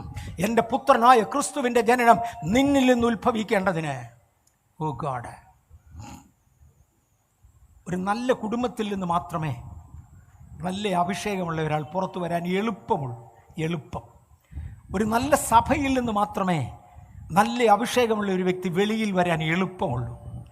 അതുകൊണ്ട് നന്നായി ജീവിക്കുന്നത് കൊള്ളാം. ദൈവം അബ്രഹാമിന് 25 ലക്ഷത്തിൽ 1 ഭാഗം, ഫ്രാത്ത് മുതൽ മഹാനദി വരെയുള്ള സ്ഥലം, ഞാൻ ഒന്നുകൂടെ ആവർത്തിക്കാം, 510 മില്യൺ സ്ക്വയർ കിലോമീറ്റർ വലിപ്പമുള്ള ഈ ഭൂമിയുടെ 25 ലക്ഷത്തിൽ 1 ഭാഗമാണ് ഏതാണ്ട് 1200 കിലോമീറ്റർ ഉള്ള അബ്രഹാമിന് ദൈവം കൊടുത്തിരിക്കുന്ന ഭൂമി. അങ്ങോട്ട് കൊടുത്തേച്ച് പറഞ്ഞു, എൻ്റെ പ്രമാണം അനുസരിച്ച് നിന്നെപ്പോലെ വലിയൊരു ജാതി വേറെ ഉണ്ടാകത്തില്ല. ഞാൻ ഓർക്കുന്നുണ്ട്, ചില വർഷങ്ങൾക്ക് മുൻപ് സിംഗപ്പൂരിൽ ഏതോ ഒരു കൺവെൻഷന് പ്രസംഗിക്കാൻ വേണ്ടി പോയി. അന്ന് ഞാൻ അവിടെ ഒരു കൺവെൻഷന് പ്രസംഗിച്ചു. ഞാൻ ഇങ്ങോട്ട് ഇരുന്നുടനെ അവിടെ ഇരുന്ന ഒരു സ്നേഹിതൻ എൻ്റെ അടുക്കൽ വന്നേച്ച് പറഞ്ഞു, നിങ്ങൾ ഈ ക്രിസ്തീയ പ്രസംഗകരൊക്കെയും പ്രസംഗിക്കുമ്പോൾ ഇസ്രയേലിനെ വലിയ കാര്യമായി എടുത്തു പറയാറുണ്ട്. വലിയ നീണ്ട ചരിത്രമാണ്, ഞാൻ ചുരുക്കുകയാണ്. എനിക്ക് ഇസ്രയേലിനോട് ഇഷ്ടമില്ല. ഇസ്രയേലിനോട് ബന്ധപ്പെട്ട യാതൊന്നും ഞാൻ എൻ്റെ വീട്ടിൽ കയറ്റത്തില്ല. ഇസ്രയേലുമായി ബന്ധപ്പെട്ടതിനെക്കുറിച്ച് ഒന്നിനെക്കുറിച്ച് ഞാൻ ചിന്തിക്കത്തില്ല. എനിക്കവരോട് വിരോധമാണ്. ഞാൻ പറഞ്ഞ, സ്നേഹിത, ഞാൻ വഴക്കുണ്ടാക്കാൻ വേണ്ടി അല്ല ഇവിടെ വന്നപ്പോൾ. അതങ്ങ് വീട്, ഇയാൾക്ക് എത്ര മക്കളുണ്ട്? എനിക്കാണെങ്കിൽ 2 മക്കളാണ്. തനിക്ക് എത്ര മക്കളുണ്ട്? അപ്പോൾ എന്നോട് അതിനിടെ നീ എൻ്റെ വിഷയം മാറ്റാൻ ശ്രമിക്കുക. ഞാൻ പറഞ്ഞാൽ അതേ വിഷയം മാറ്റാൻ ശ്രമിക്കുക. കാര്യം ഞാൻ ഈ വഴക്കുണ്ടാക്കാൻ വേണ്ടി അല്ലല്ലോ ഇവിടെ വന്നത്. പറഞ്ഞാൽ അങ്ങനെയൊന്നും മാറത്തില്ല. ഞാൻ പറഞ്ഞത് നീ അംഗീകരിച്ചേ പറ്റൂ. ഇസ്രയേൽ മോശമായ ഒരു ജനതയാണ്. അവരുമായി ബന്ധപ്പെട്ട യാതൊന്നും ഞാൻ എൻ്റെ വീട്ടിൽ കയറ്റത്തില്ല. അപ്പം ഞാൻ ചോദിച്ചു, സാർ ഈ പറയുന്നതൊക്കെ അർത്ഥമാക്കുന്നുണ്ടോ? ചോദിച്ചു, എനിക്ക് എന്നെ വട്ടുണ്ടോ? അർത്ഥമില്ലാത്ത കാര്യം പറയാം. ഞാൻ പറഞ്ഞു, വട്ടി കുറയേലെന്ന് ഉറപ്പാണ്.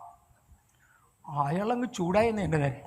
എന്താടാ ഞാൻ പട്ട് പറഞ്ഞത്? ഞാൻ പറഞ്ഞു, സാറേ ഇസ്രയേലുമായി ബന്ധപ്പെട്ടതൊന്നും താൻ ഉപയോഗിക്കത്തില്ലല്ലോ. ഇല്ല. ഞാൻ ചോദിച്ചാൽ പേന ഉപയോഗിക്കുമോ? ഇവിടെ ഇത് കണ്ടുപിടിച്ചത് ഒരു ഇസ്രയേലി ശാസ്ത്രജ്ഞനാണ്.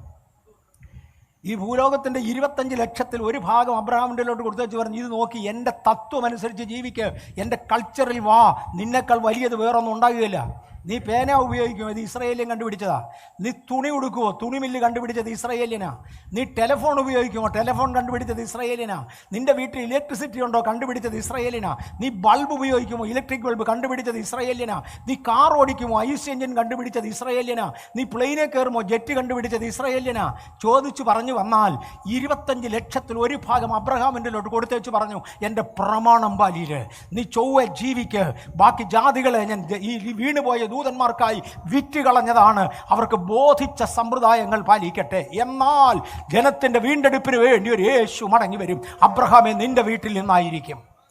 ആ യേശു വീണ്ടെടുപ്പിൻ്റെ പ്രമാണങ്ങൾ ചരിത്രത്തിലൂടെ എടുത്തു പറയുന്ന ചരിത്ര ഭാഗമാണ് നമ്മൾ ചിന്തിച്ചു കൊണ്ടിരിക്കുന്നത്.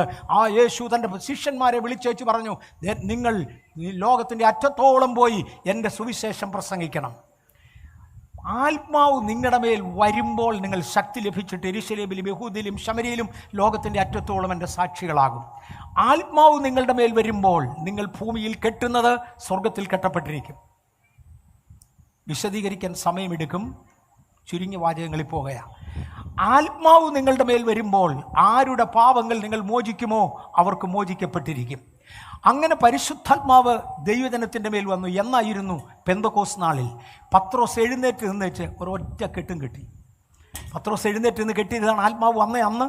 പത്രോസ് എഴുന്നേറ്റ് നിന്ന് കെട്ടിയ കെട്ടാണ്, നിങ്ങൾ മാനസാന്തരപ്പെട്ട് ലോകത്തിൻ്റെ നാനാഭാഗങ്ങളിലേക്കായും ചിതറപ്പെട്ട 25,000-ഓളം കഷണങ്ങളിൽ എണ്ണിത്തീർക്കാവുന്ന വ്യത്യസ്ത മാനവരാശിയെ നിങ്ങൾ മാനസാന്തരപ്പെട്ട് നിങ്ങളുടെ പാപങ്ങളുടെ മോചനത്തിനായി ഓരോരുത്തൻ യേശുക്രിസ്തുവിൻ്റെ നാമത്തിൽ സ്നാനമേൽപ്പീൻ. മറ്റു പല വാക്കുകളാലും അവരെ പ്രബോധിപ്പിച്ചു പറഞ്ഞു, ഈ വക്രതയുള്ള തലമുറയിൽ നിന്നും രക്ഷിക്കപ്പെടുക. അവരുടെ സമ്പ്രദായങ്ങൾ പാടില്ല, അവരുടെ ആചാരങ്ങൾ പാടില്ല, അവരുടെ നടത്തുകളിൽ നിങ്ങൾ നടക്കരുത്, നിങ്ങൾ മാറി വരിക, എന്നാൽ നിങ്ങളുടെ പാപങ്ങൾ മോചിക്കപ്പെട്ടിരിക്കും.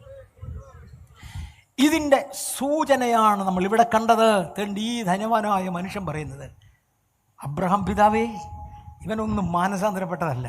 ഞങ്ങളുടെ അങ്ങ് കയ്യടിയുണ്ട്, ഞങ്ങളുടെ അങ്ങ് പാട്ടുണ്ട്, ഞങ്ങളുടെ അങ്ങ് സാക്ഷിയുണ്ട്, ഞങ്ങളുടെ അങ്ങ് സകല പരിപാടിയുമുണ്ട്, പക്ഷെ മാനസാന്തരപ്പെട്ടതല്ല. ഇന്നും ജാതികളുടെ സമ്പ്രദായമാണ്. ജാതികളെപ്പോലെ വസ്ത്രധാരണം, ജാതികളെപ്പോലെ വിവാഹം, ജാതികളെപ്പോലെ നടപ്പ്, ജാതികളെപ്പോലെ ഇടപെടൽ, ഇതൊന്നും മാനസാന്തരപ്പെട്ടതല്ല. മരിച്ചവരിൽ നിന്ന് ഒരുത്തൻ ഉയർത്തെഴുന്നേറ്റ് ചെന്നാൽ അതിൻ്റെ സഹോദരന്മാർ മാനസാന്തരപ്പെടും. അങ്ങനെയാണെങ്കിൽ ഈ ധനികനായ മനുഷ്യൻ നരകത്തിൽ പോകുവാനുള്ള ഒന്നാമത്തെ കാരണം മാനസാന്തരം ആഴമുള്ളതല്ല. ആഴമായ മാനസാന്തരമില്ലാതെ പാട്ടുണ്ടാകാം, അന്യഭാഷ ഉണ്ടാകാം. ഞാനതിനൊന്നിനും എതിരല്ല. മാനസാന്തരത്തിൻ്റെ അനുഭവം ഇല്ലാതെ വേണം ആത്മീയ അനുഭവങ്ങളിൽ പലതും തോന്നിച്ചേക്കാം. വ്യാജാത്മാവോ ദൈവാത്മാവോ എന്ന് എനിക്ക് അറിഞ്ഞുകൂടാ, അങ്ങനെയൊക്കെ സംഭവിച്ചേക്കാം. നിങ്ങൾ മാനസാന്തരപ്പെടുക. രണ്ടാമത്തെ കാര്യം, അബ്രഹാം പിതാവ് ആ മനുഷ്യനോട് പറയുന്നത്, മോനെ ഓർക്ക്, നിന്റെ ആയുസ്സിൽ നീ നന്മയും ലാസർ ഔവണ്ണം തിന്മയും പ്രാപിച്ചു എന്ന് ഓർക്ക്. ഒരു ഭയങ്കര പദപ്രയോഗമാണ്. മോനെ ഓർക്ക്, നിന്റെ ആയുസ്സിൽ നീ നന്മയും ലാസർ ഔവണ്ണം തിന്മയും പ്രാപിച്ചു എന്ന് ഓർക്ക്. ഇപ്പോഴവനിവിടെ ആശ്വസിപ്പിക്കപ്പെടുന്നു, നീയോ ശിക്ഷിക്കപ്പെടുന്നു. ആ നിന്റെ ആയുസ്സിൽ നന്മ അനുഭവിച്ചു എന്ന് പറയുന്ന, ഞാൻ പറഞ്ഞല്ലോ, എന്തെങ്കിലും ആധികാരികമായ ഒരു ഉപദേശ വിഷയം സ്ഥാപിക്കാൻ ഞങ്ങൾ ഉപയോഗിക്കുന്ന കിങ് ജെയിംസ് വേദപുസ്തകമാണ്. കിങ് ജെയിംസ് വേദപുസ്തകത്തിൽ നിന്ന് വായിച്ചാൽ ഇങ്ങനെ കിട്ടും, ദൗ ഹാഡ് ദൈ ഗുഡ് തിങ്സ് ഇൻ ദൈ ലൈഫ് ടൈം. നിന്റെ ആയുസ്സിൽ നിനക്ക് നന്മയായതൊക്കെയും നീ അനുഭവിച്ചു. ദൈവവചനത്തിൽ നന്മയായതെന്നല്ല, നിനക്ക് നന്മയായത്. എടാ, നിനക്ക് നന്മയെന്ന് തോന്നുന്നത് അനുഭവിച്ചവനെ ഇടുന്ന സ്ഥലമാണ് നരകം. കെടാ, അവിടുന്ന് ഇങ്ങോട്ട് വരാൻ ഒക്കത്തില്ല. ഇന്ന് രാത്രി ഇതിനകത്തിരിക്കുന്ന ഞാനും നിങ്ങളും എനിക്ക് നല്ലതെന്ന് തോന്നുന്നതാണോ അനുഭവിക്കുന്നത്? ഞാൻ സിഗരറ്റ് വലിക്കത്തില്ല, കാര്യം നല്ലതല്ലെന്ന് എനിക്ക് തോന്നുന്നു. എൻ്റെ അപ്പനും സിഗരറ്റ് വലിക്കത്തില്ലായിരുന്നു, കാര്യം നല്ലതല്ലെന്ന് അപ്പന് തോന്നി. അപ്പൻ ഇന്ന് ഭൂമിയിലില്ല, നിത്യതയിലേക്ക് പ്രവേശിച്ചു. ഞാൻ സ്നാനപ്പെട്ടു, കാര്യം വേദപുസ്തക പ്രകാരം അത് സത്യമാണെന്ന് എനിക്ക് തോന്നി. എൻ്റെ അപ്പൻ സ്നാനപ്പെട്ടില്ല, കാര്യം അപ്പന് തോന്നിയില്ല നല്ലതാണ്. നിനക്ക് നല്ലതെന്ന് തോന്നിയത് മാത്രം ചെയ്യുന്നവനെ നിന്നെ ഇടുന്ന സ്ഥലമാണ് ഈ നരകം. ഞാൻ ധനികൻ്റെയും ലാസറിൻ്റെയും ഉപമയുടെ അകത്തെ കാമ്പിലേക്ക് ഇറങ്ങിക്കൊണ്ടിരിക്കുകയാണ്. ആ ധനികനായ മനുഷ്യൻ്റെ ജീവിതത്തിൽ ഇന്ന് നമ്മൾ എടുത്തു പറയുന്ന പട്ടികയിൽപ്പെടുന്ന ഒറ്റ പാപം കാണാനില്ല.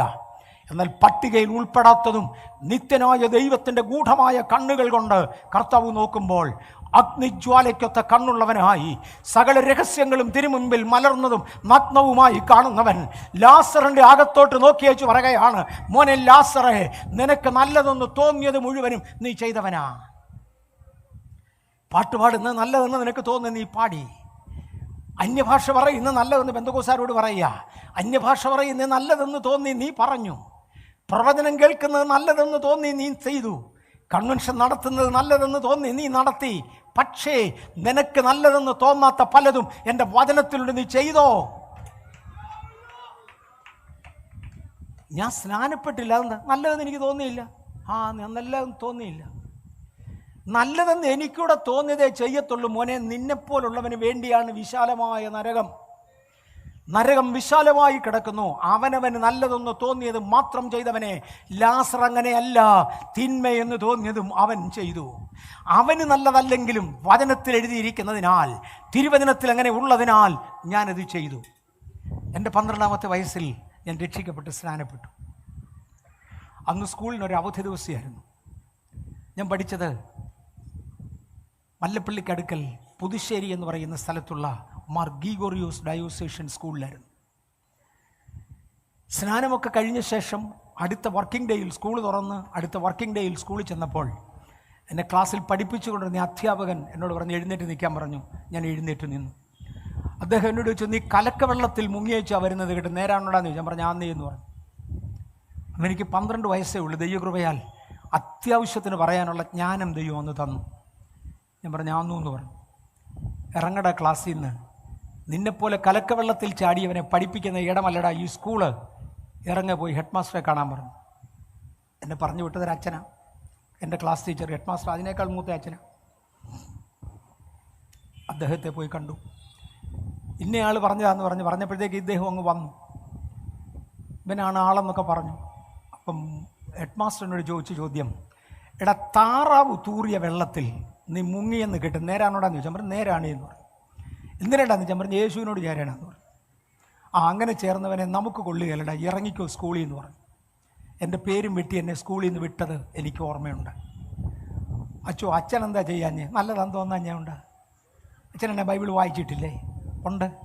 ഞാൻ കണ്ടിട്ടില്ലാത്ത അക്ഷരങ്ങളൊന്നും അച്ഛൻ കണ്ടില്ലല്ലോ. അല്ലെ, ഞാൻ കണ്ട അക്ഷരങ്ങളിലൊന്നും അച്ഛൻ കാണാതെ പോയില്ലല്ലോ. എന്തേ അച്ഛനത്ത് തോന്നാഞ്ഞ്? അല്ല, നല്ലതാന്ന് എനിക്ക് തോന്നുന്നില്ല. അച്ഛോ, മറ്റൊരു സ്ഥലം ഒരുക്കിയിട്ടുണ്ട്. ഞാൻ ഒത്തിരി ആഴത്തിൽ പറയാൻ ആഗ്രഹിക്കുന്നില്ല.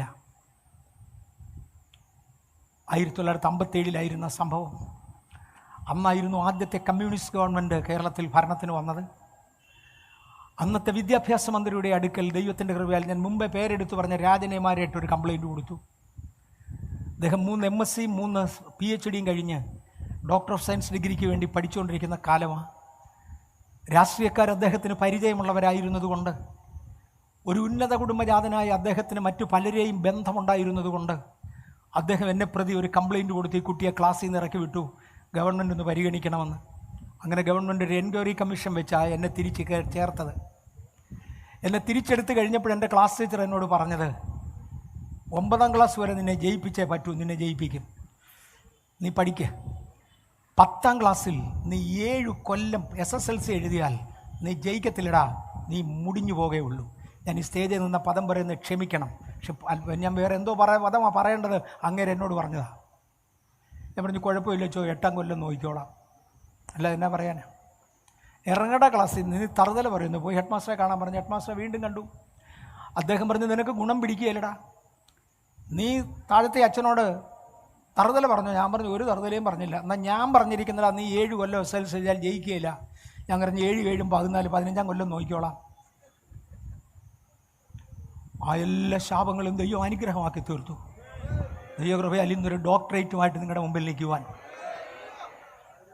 ഒരു റിട്ടയർഡ് സയൻറ്റിസ്റ്റ് എന്ന് എഴുതി വെക്കുവാൻ, ആവശ്യത്തിലധികം വിദ്യാഭ്യാസം തന്ന ദൈവത്തെ നന്ദിയോടെ സ്തുതിക്കുന്നു. പക്ഷേ എൻ്റെ ജീവിതത്തിൻ്റെ ഒരു പ്രമാണമുണ്ടായിരുന്നു, എനിക്ക് നല്ലതെന്ന് തോന്നുന്നതല്ല, തിരുവചനം പറയുന്നതിനനുസരിക്കും. മോനെ, ധനവാനെ, നിന്റെ ജീവിതത്തിൽ എടുത്തു പറയത്തക്ക ഒരുപാട് നന്മകളുണ്ട്. നീ അബ്രഹാമിനെ പിതാവേ എന്നും അബ്രഹാം നിന്നെ മോനെ എന്നും വിളിക്കുന്നതാ. നീ ജനിച്ച നിന്റെ ഉന്നത കുടുംബം അത് സൂചിപ്പിക്കുന്നു. നീ ധാരാളം ദാനധർമ്മം ചെയ്യുന്നവനാ. പട്ടി നക്കുന്ന വ്രണമുള്ള ലാസറിനെ പടിപ്പുരയ്ക്കൽ കയറ്റി കിടത്തുന്നവനാ. ഞാനാണെങ്കിൽ നാറുന്ന ഒരു ഭിക്ഷക്കാരനെ പടിക്ക കണ്ടാൽ എന്തെങ്കിലും അവന് കൈ നിറച്ചു കൊടുത്തേച്ച് എവിടെയെങ്കിലും അകലെയോട്ട് പോകാൻ പറയത്തേ ഉള്ളൂ. ഈ ധനികനായ മനുഷ്യൻ, ദാനശീലനായ മനുഷ്യൻ, അവനെ പടിപ്പുരയ്ക്കൽ കിടത്തി ദിനംതോറും ആഹാരം കൊടുത്തു വന്നു. അതിനേക്കാൾ വലിയ വിശാലമാനസന്മാർ നമ്മുടെ ഇടയിൽ ഉണ്ടായിരിക്കട്ടെ. ഉണ്ടെന്ന് എനിക്ക് തോന്നുന്നില്ല, ഞാനില്ല. അവൻ സഹോദരവർഗത്തെക്കുറിച്ച് ബോധമുള്ളവനും തൻ്റെ സഹോദരന്മാരെക്കുറിച്ച് അസൂയയില്ലാത്തവനുമാണ്. പട്ടി നക്കുന്ന വ്രണമുള്ളവനായി പടിപ്പുരയ്ക്കൽ കിടന്നിരുന്ന ലാസർ വിരലിൻ്റെ അറ്റം വെള്ളത്തിൽ മുക്കി കൊണ്ടുവന്നാൽ നക്കി കുടിച്ചോളാമെന്ന് പറയുവാൻ ശകലം പോലും അഹങ്കാരമില്ലാത്ത മനുഷ്യനായിരുന്നു. സ്വന്തം വീട്ടിൽ അവൻ കാത്തിരിപ്പ് യോഗം നടത്തിയവനാ, അല്ല സാക്ഷിയോഗം നടത്തിയവനാ. സ്വന്തം വീട്ടിൽ വരുന്ന ഉപദേശിമാരെ സ്വീകരിക്കുന്നവനാ. സ്വന്തം വീട്ടിൽ ആരാധന നടത്തി വരുന്നവനാണ്. എല്ലാ സൗകര്യങ്ങളും ഉള്ളതുകൊണ്ടും നല്ല കുടുംബത്തിൽ ജനിച്ചതുകൊണ്ടും മാന്യമായ ശവസംസ്കാരം കിട്ടിയവനുമാണ്. ഇത്രയും കാര്യങ്ങൾ ഒരു വശത്ത് നിൽക്കുമ്പോൾ മാത്രമല്ല, പട്ടികയിൽപ്പെട്ട ഒറ്റ പാപം അവന് വിരോധമായി പറയാനില്ല. ഒന്ന് മദ്യപിച്ചെന്നോ ബീഡി നക്കി നോക്കിയെന്നോ പോലും അവനെക്കുറിച്ച് പറയാനില്ല. ഇതൊന്നുമില്ലാത്ത ഒരുത്തൻ നരകത്തിൽ നിത്യയാതന അനുഭവിക്കുകയാണ്. അവിടെ നിന്ന് കരഞ്ഞു പ്രാർത്ഥിക്കുന്ന പ്രാർത്ഥന വീരനാണ്. ആരോട് പ്രാർത്ഥിക്കണമെന്ന് അറിയാൻ വയ്യാത്തത് കൊണ്ട് അബ്രഹാം പിതാവിനോട് പ്രാർത്ഥിച്ചെങ്കിലും പ്രാർത്ഥനാ സ്വഭാവമുള്ളവനാ. ഇത്രയും സൽഗുണങ്ങളെ മുഴുവനും കട്ട് ചെയ്ത് കളഞ്ഞു വെച്ച് എന്തുകൊണ്ടവൻ ശിക്ഷിക്കപ്പെടുന്നു? നിന്റെ അവിടുന്ന് ഇങ്ങോട്ടാരും വരാതിരിക്കുവാൻ ഒരു ഗൾഫ് ഉണ്ടാക്കിയിരിക്കുകയാണ്, ഒരു വിടവ് സൃഷ്ടിച്ചിരിക്കുകയാണ്. കാര്യം ഒന്ന്, നീ മാനസാന്തരപ്പെട്ടവനല്ല. ഇന്ന് പകൽ മാനസാന്തരപ്പെടുന്നവർക്കായി സ്തോത്രം. ജാതികളായി വിറ്റുകളഞ്ഞവർ, ജനസമൂഹങ്ങളായി പിരിച്ചുവിടപ്പെട്ടവർ മടങ്ങി വരണമെങ്കിൽ വ്യവസ്ഥകൾ പത്രോസ് വെച്ചു. ഒന്ന്, മാനസാന്തരം. മാനസാന്തരത്തോട് ചേർന്ന് അദ്ദേഹം പറഞ്ഞു 2 സ്നാനം, 3 പരിശുദ്ധാത്മാവ്, 4 വേർപാട്. ഇന്ന് ആത്മലോകം മറന്നുപോയ, പെന്തക്കോസ്തുകാർ കണ്ണടച്ചു തുടങ്ങിയ, നാശത്തിലേക്ക് പിന്മാറിക്കൊണ്ടിരിക്കുന്ന ഒരു വല്ലാത്ത പരിതസ്ഥിതിയുടെ മുമ്പിൽ വേർപാടെന്ന വിഷയം ദൈവവചനത്തിൽ നിന്ന് എടുക്കുവാൻ കർത്താവിൻ്റെ കൃപയിൽ ശരണപ്പെടുന്നു. മറ്റു പല വാക്കുകളാലും അവരെ പ്രബോധിപ്പിച്ചു. ഈ വക്രതയുള്ള തലമുറയിൽ നിന്ന് ഞാൻ അതിനേക്കാൾ കൂടുതൽ പോകുന്നില്ല. ഇന്നലെ ഞായറാഴ്ചത്തെ ബാംഗ്ലൂർ ബേഥേൽ ചർച്ചിൽ നടന്ന മെസ്സേജിനകത്ത് വേർപാടിനെക്കുറിച്ച് ചില പദങ്ങൾ ഞാൻ പറഞ്ഞിട്ടുണ്ട്. യൂട്യൂബിൽ സേവ് ചെയ്തിട്ടുണ്ട്. ആവശ്യമുള്ളവർക്ക് കിട്ടിയാൽ കയറി കാണുന്നതിൽ തെറ്റില്ല. വാഗ്ദത്ത കനാനിലേക്ക് പ്രവേശിക്കുന്ന സമയം തൻ്റെ യോശുവ ജനത്തോട് പറയുന്നൊരു പദമുണ്ട്. നിങ്ങൾ ആരെ സേവിക്കുമെന്ന് തിരഞ്ഞെടുത്തു? നിങ്ങൾ മിസ്രയീമിലായിരുന്നപ്പോൾ സേവിച്ച ശക്തികളെ സേവിക്കുമോ? 2, നിങ്ങൾ മരുഭൂമിയിൽ യാത്ര ചെയ്തപ്പോൾ നദിക്കക്കരയായിരുന്ന ആ ജാതികളുടെ ദൈവങ്ങളെ നിങ്ങൾ സേവിക്കുമോ? അതോ നിങ്ങൾ ഇവിടെ വന്നു കയറി അമോര്യരുടെ ദൈവത്തെ സേവിക്കുമോ? ചരിത്രം ഒന്ന് എടുത്തു പഠിച്ചാൽ ഇതിനകത്തിരിക്കുന്ന പലരും എന്നേക്കാൾ വേദപുസ്തകം ചരിത്രം പഠനമുള്ളവരാ. മിസ്രയീമിലായിരുന്ന ഒരു ദിവസം പോലും അവർ അന്യദൈവത്തെ സേവിച്ചിട്ടില്ല. പിന്നെ എന്നാ യോശുവയോട് പറയുന്നേ? മിസ്രയീമിൽ നിന്ന് ഇറങ്ങി മരുഭൂമിയിൽ നടന്നവർ ഒറ്റ ദിവസം പോലും അവർ അന്യദൈവങ്ങളെ സേവിച്ചിട്ടില്ല, ആരാധിച്ചിട്ടില്ല. പിന്നെ എന്നാ ഇവിടെ പറയുന്നത്? ഈ നാട്ടിൽ വന്നിട്ട് അമോര്യരുടെ ദൈവങ്ങളെ സേവിച്ചിട്ടില്ല. പിന്നെ എന്നാ ഈ പറയുന്നത്? വേർപാടില്ലാതെ അവരോട് തത്തുല്യരായി. അവരുടെ വസ്ത്രധാരണം, അവരുടെ ആഭരണഭൂഷണങ്ങൾ, അവരുടെ സമ്പ്രദായങ്ങൾ, അവരുടെ നടപ്പും ചര്യകളും നിങ്ങൾ പകർത്തിയെങ്കിൽ എൻ്റെ ദൈവം അത് അംഗീകരിക്കത്തില്ല. എൻ്റെ ദൈവത്തിനിത് വേണ്ട, എൻ്റെ ദൈവം അത് അംഗീകരിക്കത്തില്ല. ആ സംഭവത്തെയാണ് പറയുന്നത്. നിങ്ങൾ അന്യദൈവങ്ങളെയാണ് സേവിച്ചത്. ഇതുതന്നെയാണ് അപ്പസ്തോല പ്രവൃത്തികൾ പറഞ്ഞത്.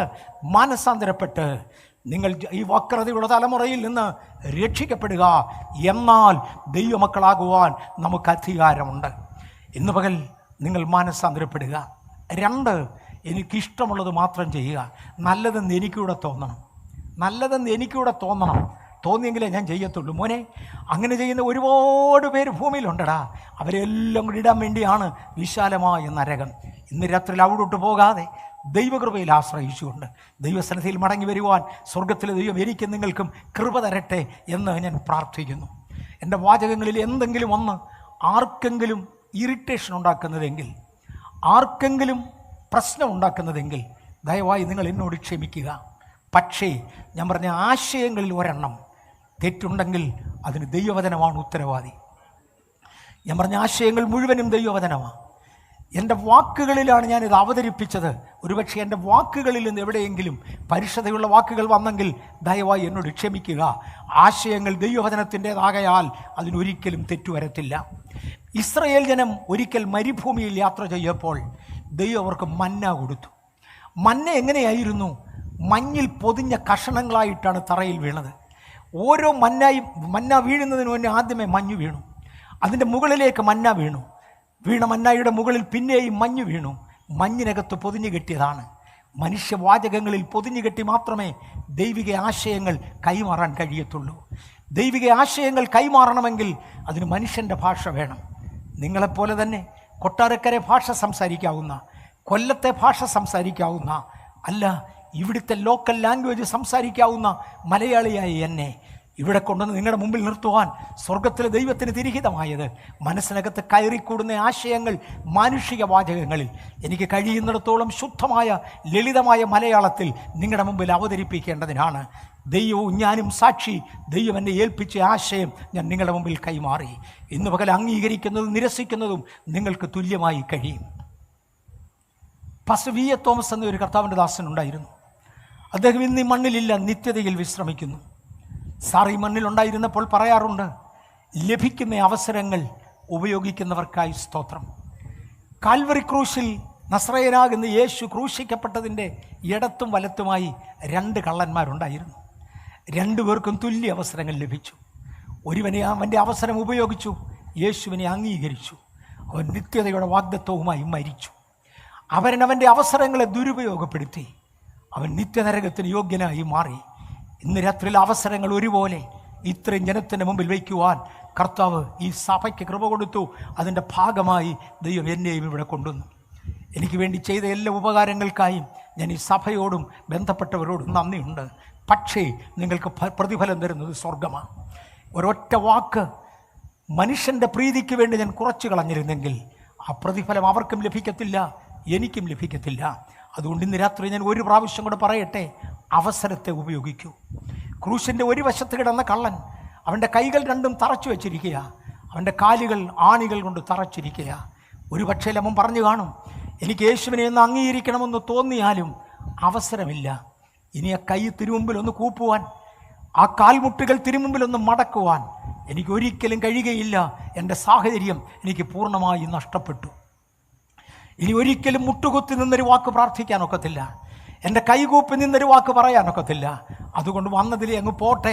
എൻ്റെ നല്ല കാലത്തിൻ്റെ അവസരങ്ങൾ നഷ്ടപ്പെടുത്തിയതുകൊണ്ട് ഞാനിങ്ങനെ നിത്യമായി നശിക്കട്ടെ എന്ന് വിചാരിച്ചപ്പോൾ മറുഭാഗത്തെ കള്ളൻ അവൻ്റെ അവസരങ്ങൾ ഉപയോഗിച്ചു.